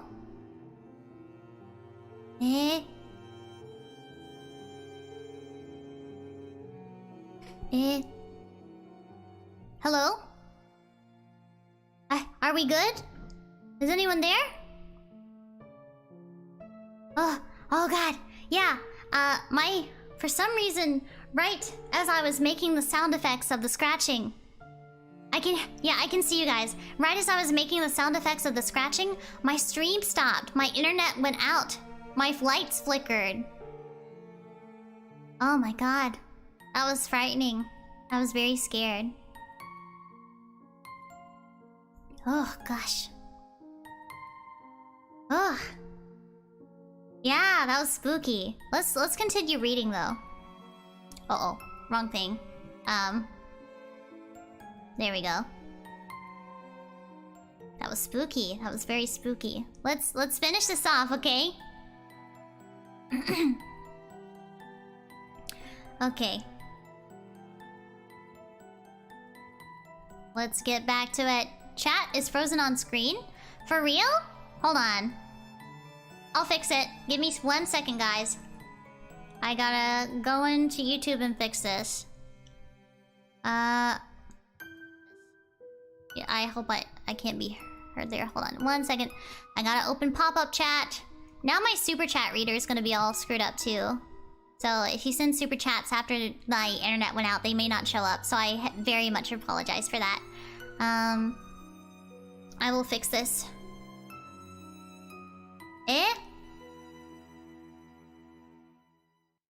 For some reason, it's not letting me update the chat. That's unfortunate, guys. Ruh-roh. Hold on, guys. Properties?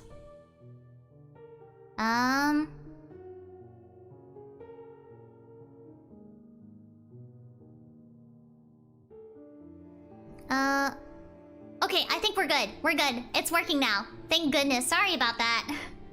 That was spooky. That was very spooky. I had some internet trouble earlier as well, during one of my meetings. And I went to fix it. And I assumed that it was fixed, and then my lights flickered. And then my internet went out very briefly. I think I missed some notifications. Tavok, streams haunted. What? Streams haunted? Thank you, Tavok, for the super chat. From Freelancer Delta, here, take this money and burn it off to ward off the spirits. You know what I'm talking about, right? Thank you, Freelancer Delta. Oh, Jiffy! Welcome to Kibblebits. Thank you so much for joining membership. Enjoy your emotes, acapellas, and members-only streams. Alright. Let's finish this for real this time. Oh!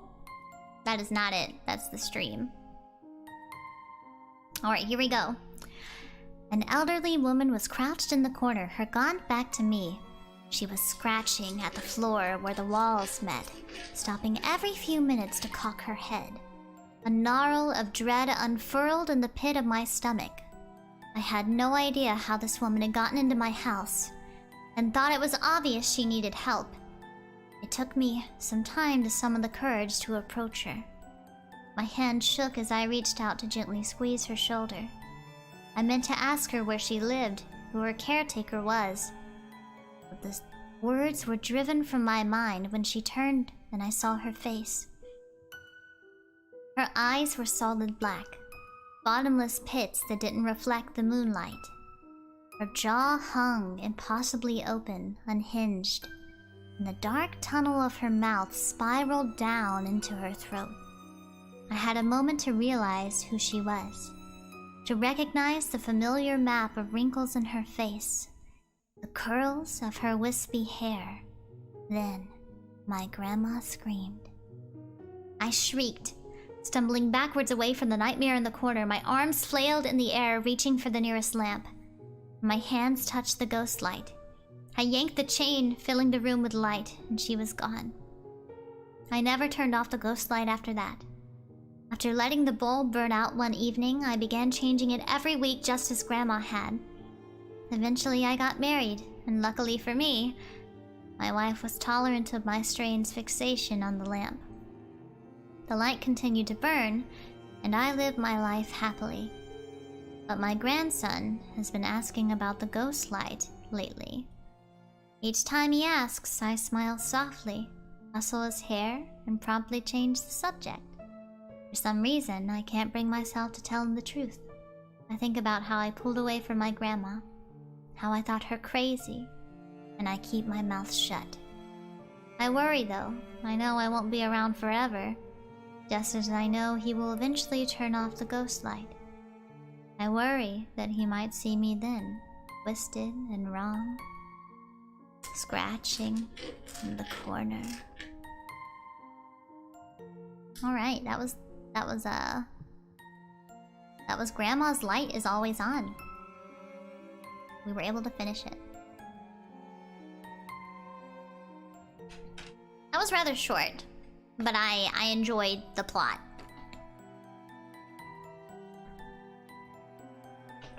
That scratching sends chills down my spine. I accidentally broke a headband in half, and I was just rubbing it on my computer chair's armrest. Yeah. I like VGM, thank you. I found it. It's credited in my description. Yeah, that was super short. Okay. I'm trying to figure out which one we should read last.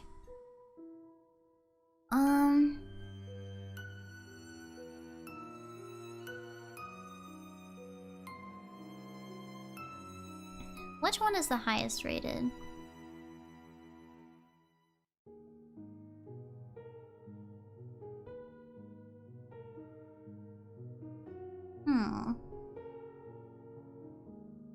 I think it's this one. How long is it though? Let's see.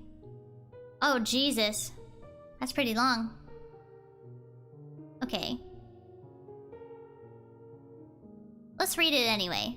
We'll end it on a long note. We'll end it on a long note. Where are you reading these from? Reddit. I don't really use Reddit, but I enjoy no sleep stories. Yeah. From Hyono Kachira, use the ghost light so them gosh darn ghosts don't interrupt your internet. Thank you for the super chat. Actually, one moment. I'm gonna let out little Bepper real quick. I will be right back, okay guys? Hold on.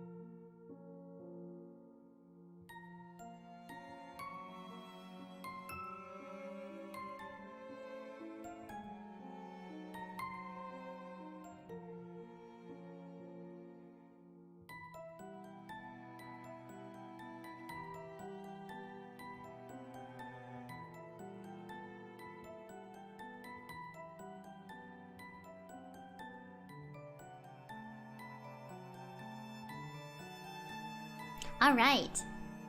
I returned. Oh, Aaron is cool. Welcome to Milky Bone Tier. Enjoy your members only streams. Your members only game nights, your exclusive early previews, and everything in the tier below. Yeah. From Evil We Are. If the power goes out, so does the ghost light, though. That's true. Also, thank you for this, the super chat. Alright. This is the last story of the night. Bepper ended up not wanting to go out after all, so now he's in his little dog bed right next to me. Alright. Here we go. Dear the God 69. Yes, thank you for recommending this to me. I remember. Here we go.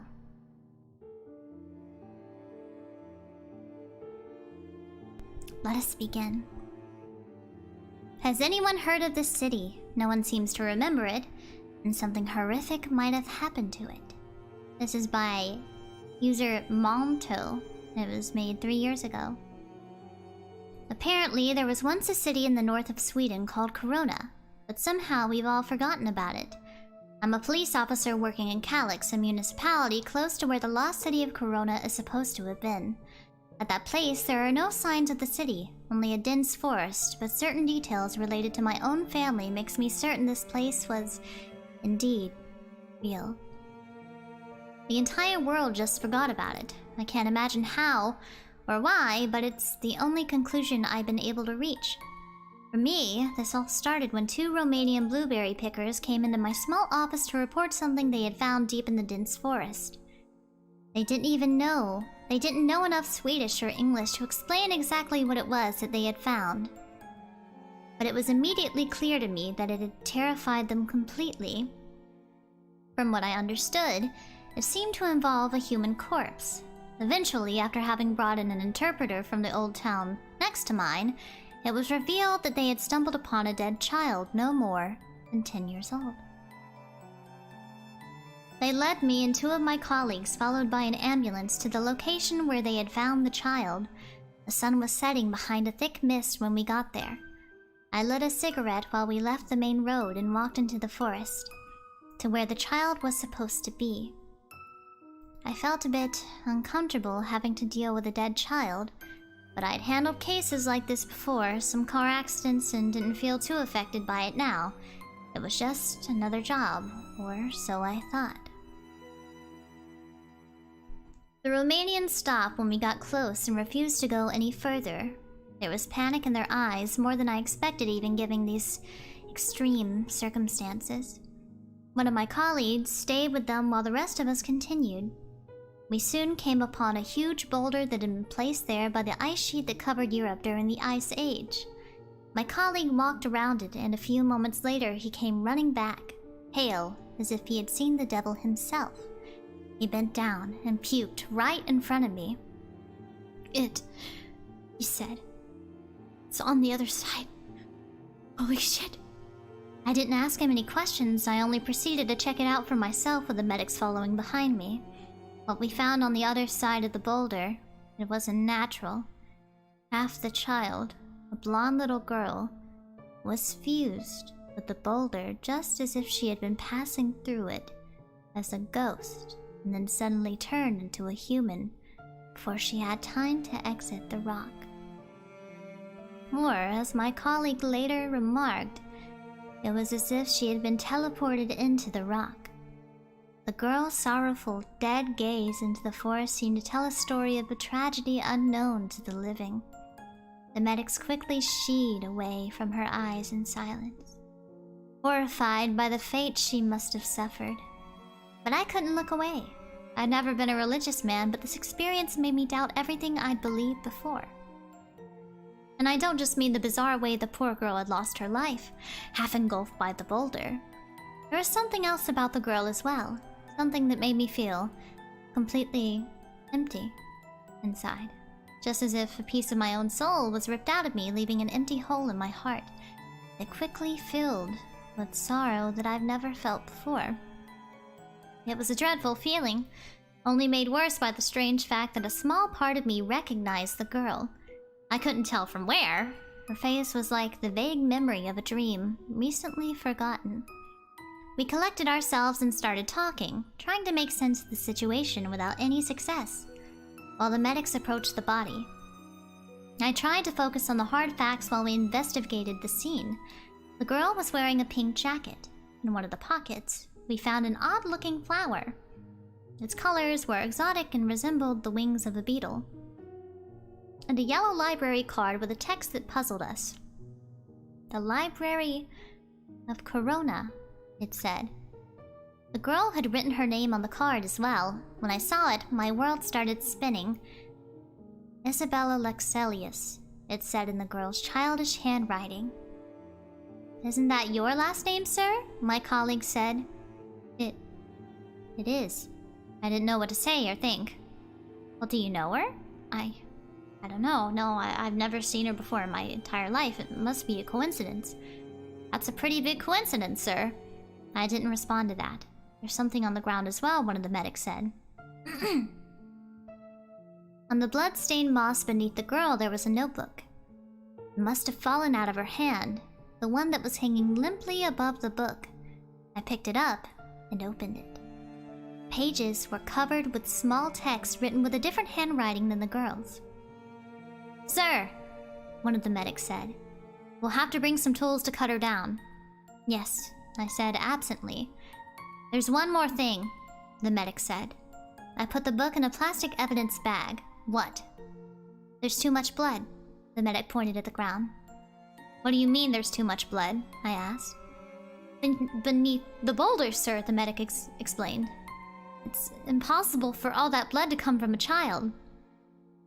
A moment of silence, then I said, "We'll have to come back here with better tools."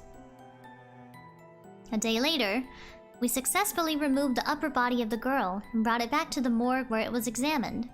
We also tried to lift the boulder with the help of a crane, but it wouldn't budge. Instead, we dug a hole under it, but we didn't find any new body parts. All we could do this day was to sample as much of the blood as possible.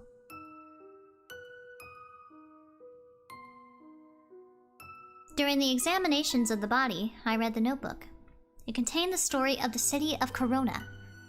I was convinced it was fiction, a deranged story written by the man I thought must have killed the girl, until a few weeks ago, when the forensic lab called me. I still have a hard time believing it, but they told me there's no other way. They had tested the DNA of the girl and compared it to mine because of her last name. It was my idea, since I didn't want anyone to suspect anything. We didn't think it would reveal anything, but it did. The 10 or so years old girl, Isabella, was my daughter. I was sure it wasn't possible. 10 years earlier, I lived with my ex-wife and I never cheated on her, and certainly didn't have any children with her. We stayed together for 5 more years, so I would have known if she had a baby during that time, and yet there was nothing wrong with the test. Below is a transcript of the notebook. I've typed it out here in the hopes that someone will remember the city of Corona, or someone who might have lived in it. Please contact me if you have any information. This is what was inside the notebook. My name is Helena Fredrickson. 5 years ago, I was a different person. I was younger back then, not just in the ordinary sense, but in spirit too. There was joy in my life, and I had hopes and dreams. That's all gone now. I don't have that much time to write this down, but I will try and explain what happened to us, to our entire community, as well as I can. The event, as we have come to call it, occurred on July 9th, 2013. I was only visiting Corona over the day to take my niece, Isabella, to the grand opening of the Red Grove, the city's new amusement park. It was supposed to be the biggest one in Sweden, and Isabella had begged her parents to go to the grand opening, but neither of them had been able to work. So they called me and asked me to do it for them. I was their go-to person for when they needed help with Isabella. The only one they trusted. How I wish that hadn't been the case now, considering what happened. We arrived pretty early, a few hours before the opening, so that we wouldn't need to stay in line the whole day to get inside. The weather was amazing. It had rained earlier in the morning, so we had been a bit worried, but when we got to the city, there wasn't a cloud in sight. Isabella couldn't stop talking about how much fun we would have, and it warmed my heart to see her so happy. It took us a bit longer than expected to get to the amusement park since one of the main streets had been closed off for a military parade. This didn't bother us that much, and rather increased the feeling of celebration in the air. To avoid the parade, we had to take a bus to the city center, the Freya Square, and from there we had to take the subway to the yellow neutral business cluster. The tallest skyscrapers in Sweden. It was possible for us to walk to the Red Grove from there. Excuse me for one moment, I'm going to mute to cough and then drink water.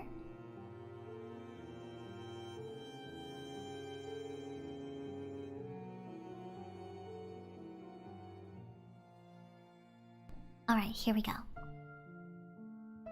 There were people everywhere. It turned out that a lot of them had taken a ferry down the river that I didn't know. This meant we had to stand in line after all. Isabella didn't mind, but I knew she would get hungry soon, and I worried that it would ruin her mood. Luckily, there was a man selling hot dogs from a cart that he was pushing down the line. I bought a hot dog and a soda for Isabella. Her parents didn't really like when I bought her junk food, but a day like this I thought they would understand. The man was also selling red balloons to the children. Isabella said she wanted one. I tried to tell her that she would have to carry it around all day and that there would be more balloons inside the amusement park. But she wouldn't listen. Reluctantly, I bought her a balloon as well. At this point, no one knew that their entire lives were about to change in a matter of minutes. Isabella accidentally let go of the balloon. I feared it would make her sad, but it didn't seem to bother her that much. We looked at the balloon as it rose up into the air and drifted away. Soon, it was but a red dot against the vast blue sky. Then suddenly, it vanished. "Where did it go?" Isabella said. I couldn't explain it, it just disappeared. "I don't know," I said. "Maybe it popped?" But something, an uneasy feeling I couldn't rationalize, made me doubt that. Then, only a few minutes later, strong winds came from every direction. It carried a smell with it that reminded me of something rotten. "Ew," Isabella said as her long white hair was blowing in the wind. "What's that smell?" I held her hand harder. "Oh no," I said. People looked around confused, and their joyful voices became concerned. Something was happening, but no one knew what it was. Sirens echoed in the distance, seemingly coming from the business cluster. "Oh my god," a woman said, and pointed towards the skyscrapers. "The top of the building is gone!" It wasn't that easy to see, but she was right. The top of the tallest building was gone as if it had been cut off with a knife. Isabella was too short to see it. But she picked up that something wasn't right on everyone's face, and she became worried herself. "I think we need to get away from here," I said, acting completely on instinct. "I don't think it's safe." Isabella teared up. "The opening, aren't we?" "We will come back later, sweetheart," I said as I walked away from the crowd with her. One of the ferries were just about to leave. We quickly stepped aboard. A few others joined us, but most of the people stayed behind in the hopes that everything would be sorted out. Isabella cried, but she wasn't mad as the ferry slowly drove away from the riverside promenade. A commotion of some kind erupted among the crowd back on land. I couldn't see what was going on, but suddenly everyone screamed in terror and tried to run towards the water. They were clearly escaping from something, but I couldn't see what it was. All I saw was people stepping on each other while they tried to jump into the river and swim away. It was a horrible sight, and I'm glad Isabella wasn't tall enough to see over the railing. Next, the sirens from the emergency alert system began blasting its eerie sound of imminent catastrophe. Everyone asked questions no one had any answers to. Most people I heard thought we were under attack, either by terrorists or the Russians. I picked up my phone to call my sister, but there was no signal. I tried with Isabella's phone as well without any luck.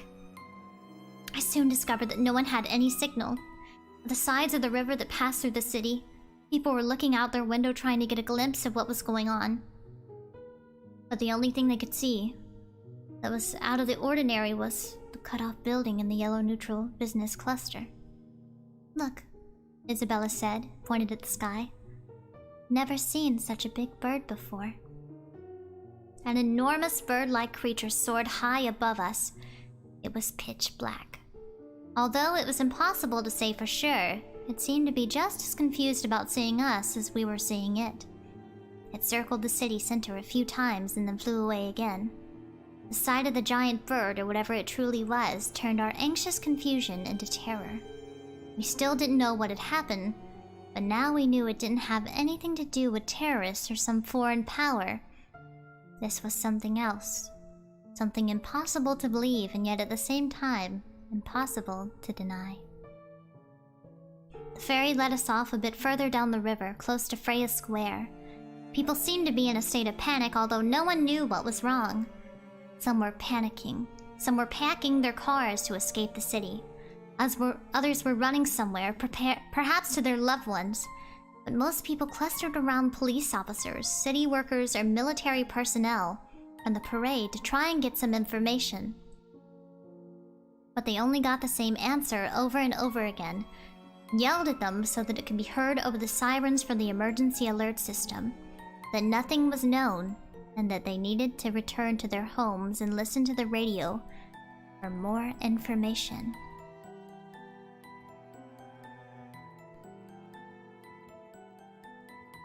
"How are we supposed to listen to the radio when the power is out?"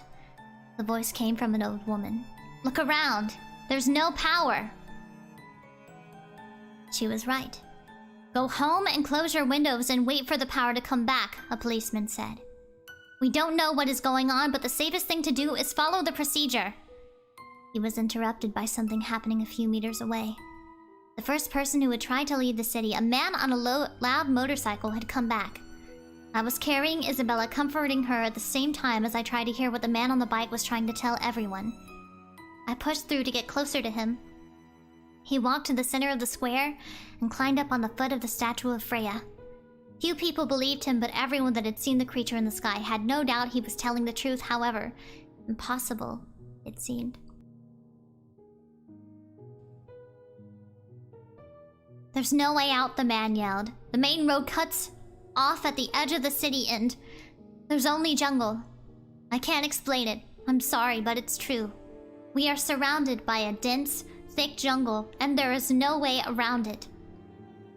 "Then it's true," a policeman whispered to himself next to me. For the love of God, it was all true. I asked him what he meant. First, he didn't want to acknowledge my question, but when he saw my confusion and tears in my niece's innocent eyes, he turned to me and said quietly, "Before we lost contact with the helicopter that was surveilling the parade, the pilot said something that didn't make sense. He was crashing. Something had cut off his rotor blades, and he said that it had all changed somehow. The view had changed. Before he hit the ground, he yelled that he had seen a jungle to the west and an ocean to the east. More and more reports came in, and even though it was impossible to tell rumors from facts, they were all telling the same story. The entire world around the city had been replaced in an instant. The city was the same, but the sky above it was not. Eventually, the screaming sirens went silent. The cars stopped beeping their horns, and the cacophony of voices died out.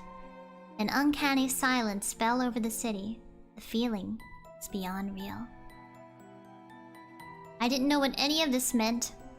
I tried to explain it to my niece, but she was only 5 years old and she couldn't understand. She wanted to go home to her parents, and I didn't know what to tell her. She was tired and needed rest, so I went to a hostel nearby and paid for a room. Soon the economy of the city would collapse, but for the first few days in this new unknown world, people still accepted money as payment. What followed was 5 years of unending trials and hardships. A continuous battle for survival with no hope for help or rescue. It started during the night. The first night. The sun, identical to our own yet new and strange, sat due north instead of west, and was replaced by unrecognizable stars covering the entire sky. As I looked up at them from the small window in our room, I didn't feel awe, but rather I felt completely lost. The strangest feeling during all these years must have been the paradoxical sensation of familiarity on the streets mixed with the awareness of total displacement. I think this was partly why people kept close to the city center, to drown themselves in the illusion of being home, even though they knew, deep down, that they couldn't escape their fate as stranded in the unknown. Then, as I leaned out the window, I heard the sounds. People screaming, gunshots, cars driving madly through the streets without anywhere to go, and the occasional odd howling that made my blood run cold. I never saw anything of what happened to that night. But it changed the population. More than 2 million people. Forever. I closed the window and hid behind the bed with Isabella. She cried. She wanted to cry for her mother, but I kept my hand over her trembling mouth. The next night was calmer, probably because no one dared venture outside. During the days, I soon realized the threat didn't come from the unknown jungle outside of the city, but from people within it. It was impossible to tell how much crimes were committed. But given what I saw with my own eyes, looting, robberies, and even murder, I figured the rate of crime must have gone up by a lot. However, it wasn't total anarchy. The police and the few military units that had been in town for the parade kept some vital order to the community. Since ordinary people didn't have guns, the police and the military wasn't threatened by the average citizen. One moment, I'm gonna take a sip of water in 3, 2, 1.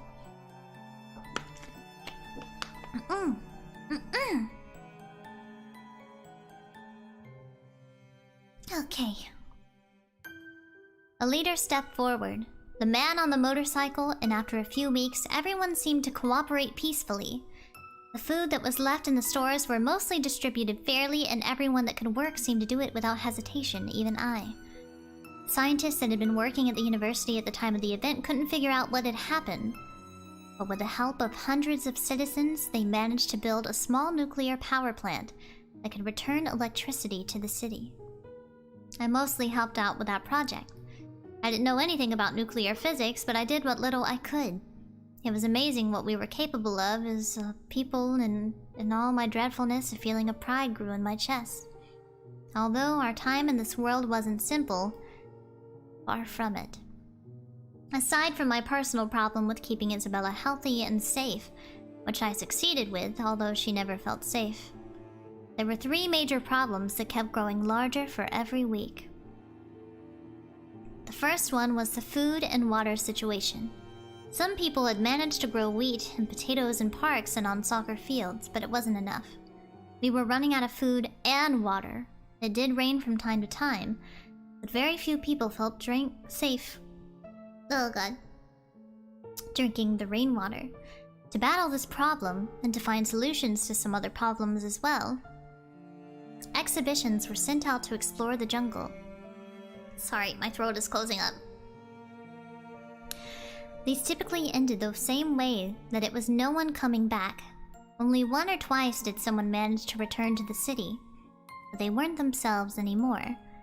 It was as if something in the jungle had captured their souls and let their bodies walk back unscratched. The second problem was nature.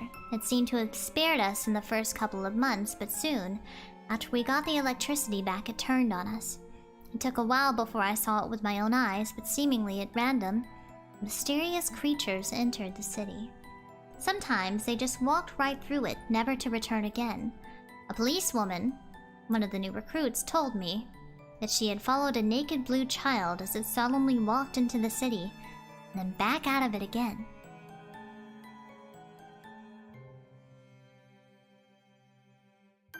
At other times, indescribable monsters wreaked havoc on the streets, killing as many people as they could before returning to wherever they came from. At one point, and this I actually saw for myself, an enormous centipede of pure white with hundreds of red eyes suddenly appeared from a manhole. It quickly climbed up against a building, as if it knew exactly what it was doing, and entered one of the windows on the top floor. Next came the screams from the people inside the building. A few escaped, but everyone else inside were ripped to shreds. Only after about 5 minutes did the centipede exit the building from the entrance, its wide segmented body stained with blood, and return down the manhole. These attacks, as they were called, abused fear and panic in all of us. Although it didn't happen that often, it happened often enough for everyone to be on edge all the time.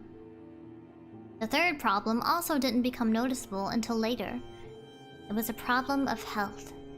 There was no pattern to who was affected or not, but some people, probably no more than 1%, got sick. It started out like a fever, and slowly progressed with nightmarish mutations randomly hitting the body. Most of these mutations made the victims handicapped and disfigured. But sometimes, very rarely, the victims developed properties that were seemingly beneficial to them. The most extreme case of this is that I saw a young girl who grew a third eye in the middle of her forehead. The iris of the new eye glittered with amazing colors, and the girl claimed that she could use the eye to see other people's emotions. At the beginning of the health crisis, the sick people were treated badly, just as if they had been monsters from the jungle. This treatment only got worse when it was revealed that the creatures from outside never attacked the sick. At one point, a mob gathered at Freya's Square, set on chasing the sick people out of the city. Luckily, this was stopped by the military. In the end, however, the sick people were sent into the jungle. Not to be away with them, though, but to make use of their immunity to the nature of this world. This turned into a huge success that eventually solved the food and water problem. They could venture out and explore the surrounding area and return with edible fruits, vegetables, and small mammal-like animals that they hunted. This was a turning point for us, and then luck struck again. All attempts at fishing had failed so far, but all of a sudden there were fish everywhere in the river. We soon learned that there were different periods for when the fish was out to sea or close to land. However, as soon as they came close to land, mysterious purple thunderstorms that lasted weeks tormented the city. And yet, we survived. Many people didn't, of course, but life was possible. In the end, we prevailed. During the 5 years that followed, there weren't that many catastrophes, and our focus on survival kept most of our thoughts of home away. Even Isabella thought less and less of her parents as she grew older. Over time, most people got used to the bizarre situations they found themselves in back in July 2013. Many people did commit suicide, yes, but most people chose to live on in this unknown land. 2 events, however, changed things. First, it was what happened to a planned expedition at sea. Hundreds of people, mostly men, decided to venture out into the ocean with one of the luxury cruisers that had been moored next to the city. This was going to be a great adventure and perhaps a way to find some answers to where we had ended up. It inspired all of us, thousands of people. Isabella and I included, had gathered to watch as the huge boat slowly sailed away. It all felt similar to that day 5 years earlier when we had waited for the amusement park to open. We all stared at the horizon as the boat named Birdo de Espero turned into a small dot against the setting sun. We imagined the amazing adventures they would be on and look forward to their return. But then something that must have been larger than anything we had seen so far came out of the water and swallowed Birdo de Espero whole. Some people screamed and others cried. This was a hard blow to the city. Just knowing that a being like that, a being able to eat an entire luxury cruiser in one bite, could exist, deprived many people their hopes of a future. The next event was different. It was a miracle, to say the least. It happened only a month after the destruction of Birdo de Espero. A military guard, a young man who had only been 15 at the time of our disappearance from Earth, discovered that when he stood at a certain place at Freya Square, he could tune it into a specific radio station from our old world. The station's name was Synthwave Mix, and dedicated most of its broadcasting to that kind of music. Hope returned immediately, but this time the hope was different from the one we had spent 5 years building up within ourselves. This was the hope of seeing our loved ones again. The hope to return home. The people at the university investigated the area to try and determine where the radio signals were coming from. They didn't have much success, but soon realized they emanated from the ground beneath Freya Square. While the area was investigated by the scientists, ordinary people showed up en masse. They all had radios of different kinds with them, like children carrying stuffed animals to feel safe, hoping to tune in to Synthwave Mix and get a taste of their lost home. Of course, the area where the radio station could be heard was too small, and the police had to chase everyone away to give the scientists the room they needed. A few days later, though, the scientists placed a set of large speakers at the foot of the statue of Freya, connected them to the receiver they were using to listen in on the radio station.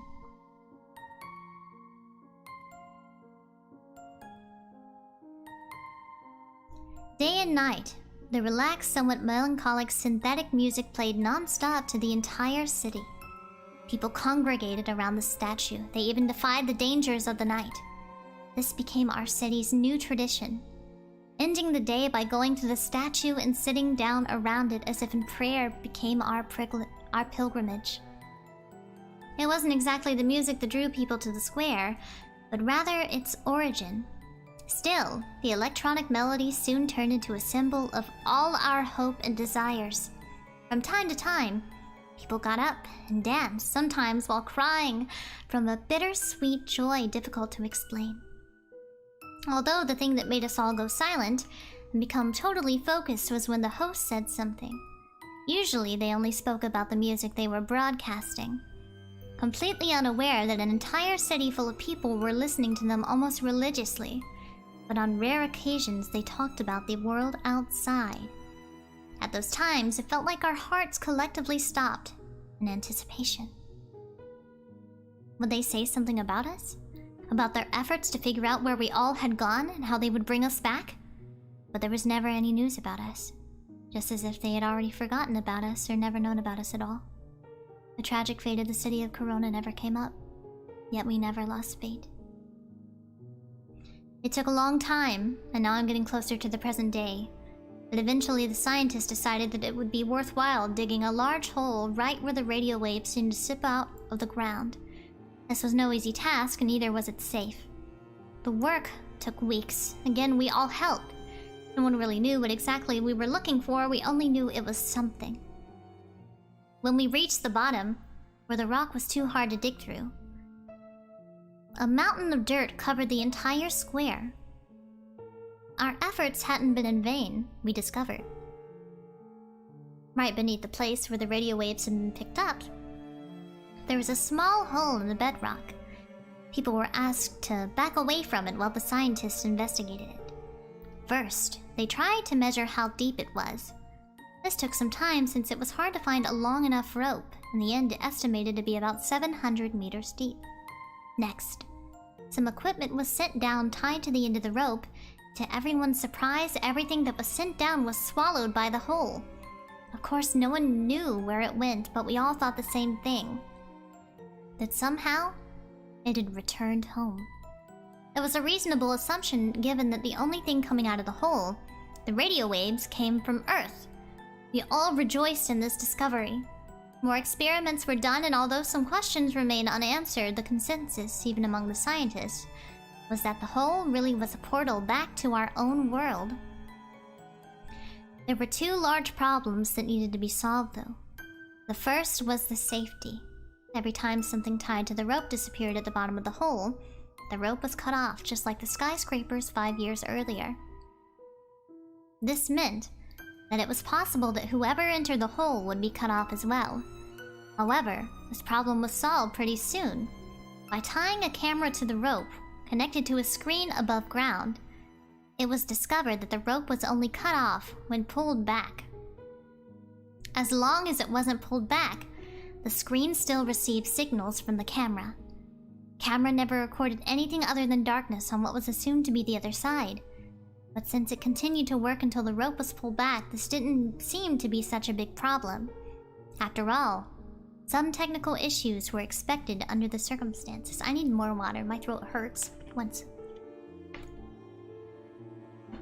I forgot to count down, I apologize.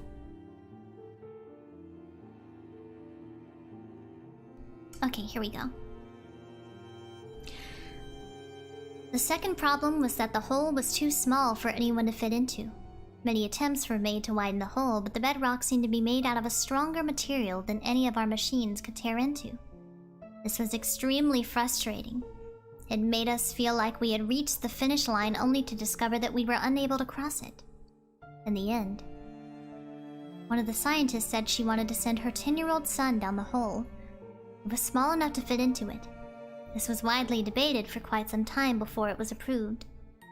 The mother argued that the city of Corona was no place for her son and that all the evidence suggested the hole was the only way home. The boy was brave. He knew he would probably never see his poor mother again, but still went through with it. He was given a walkie-talkie, and after a tear-filled goodbye to his mother, he was sent down the 700-meter-deep pitch black hole. Pitch black. He was instructed to radio in after he reached the other side, confirming he was safe. After the rope was pulled back, the mother waited and waited for her son to report. However, he never did.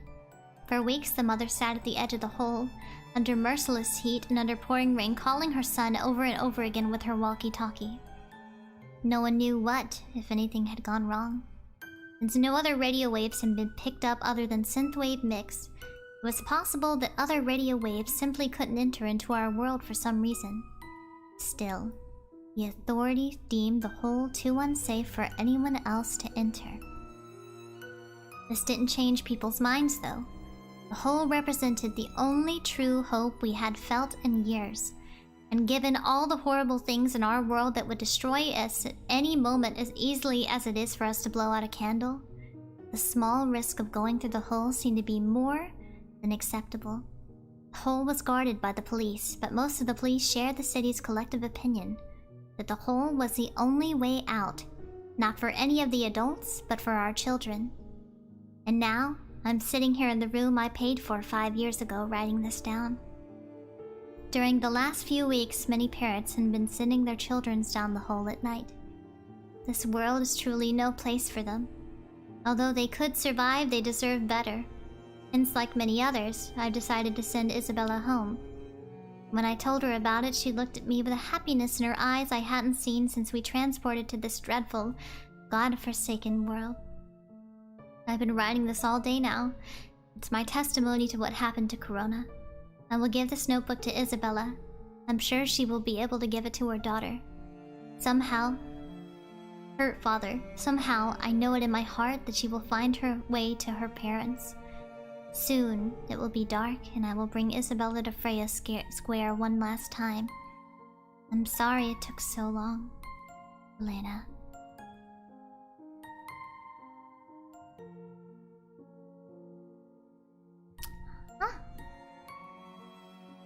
So that was, has anyone heard of this city? No one seems to remember it and something horrific might have happened to it.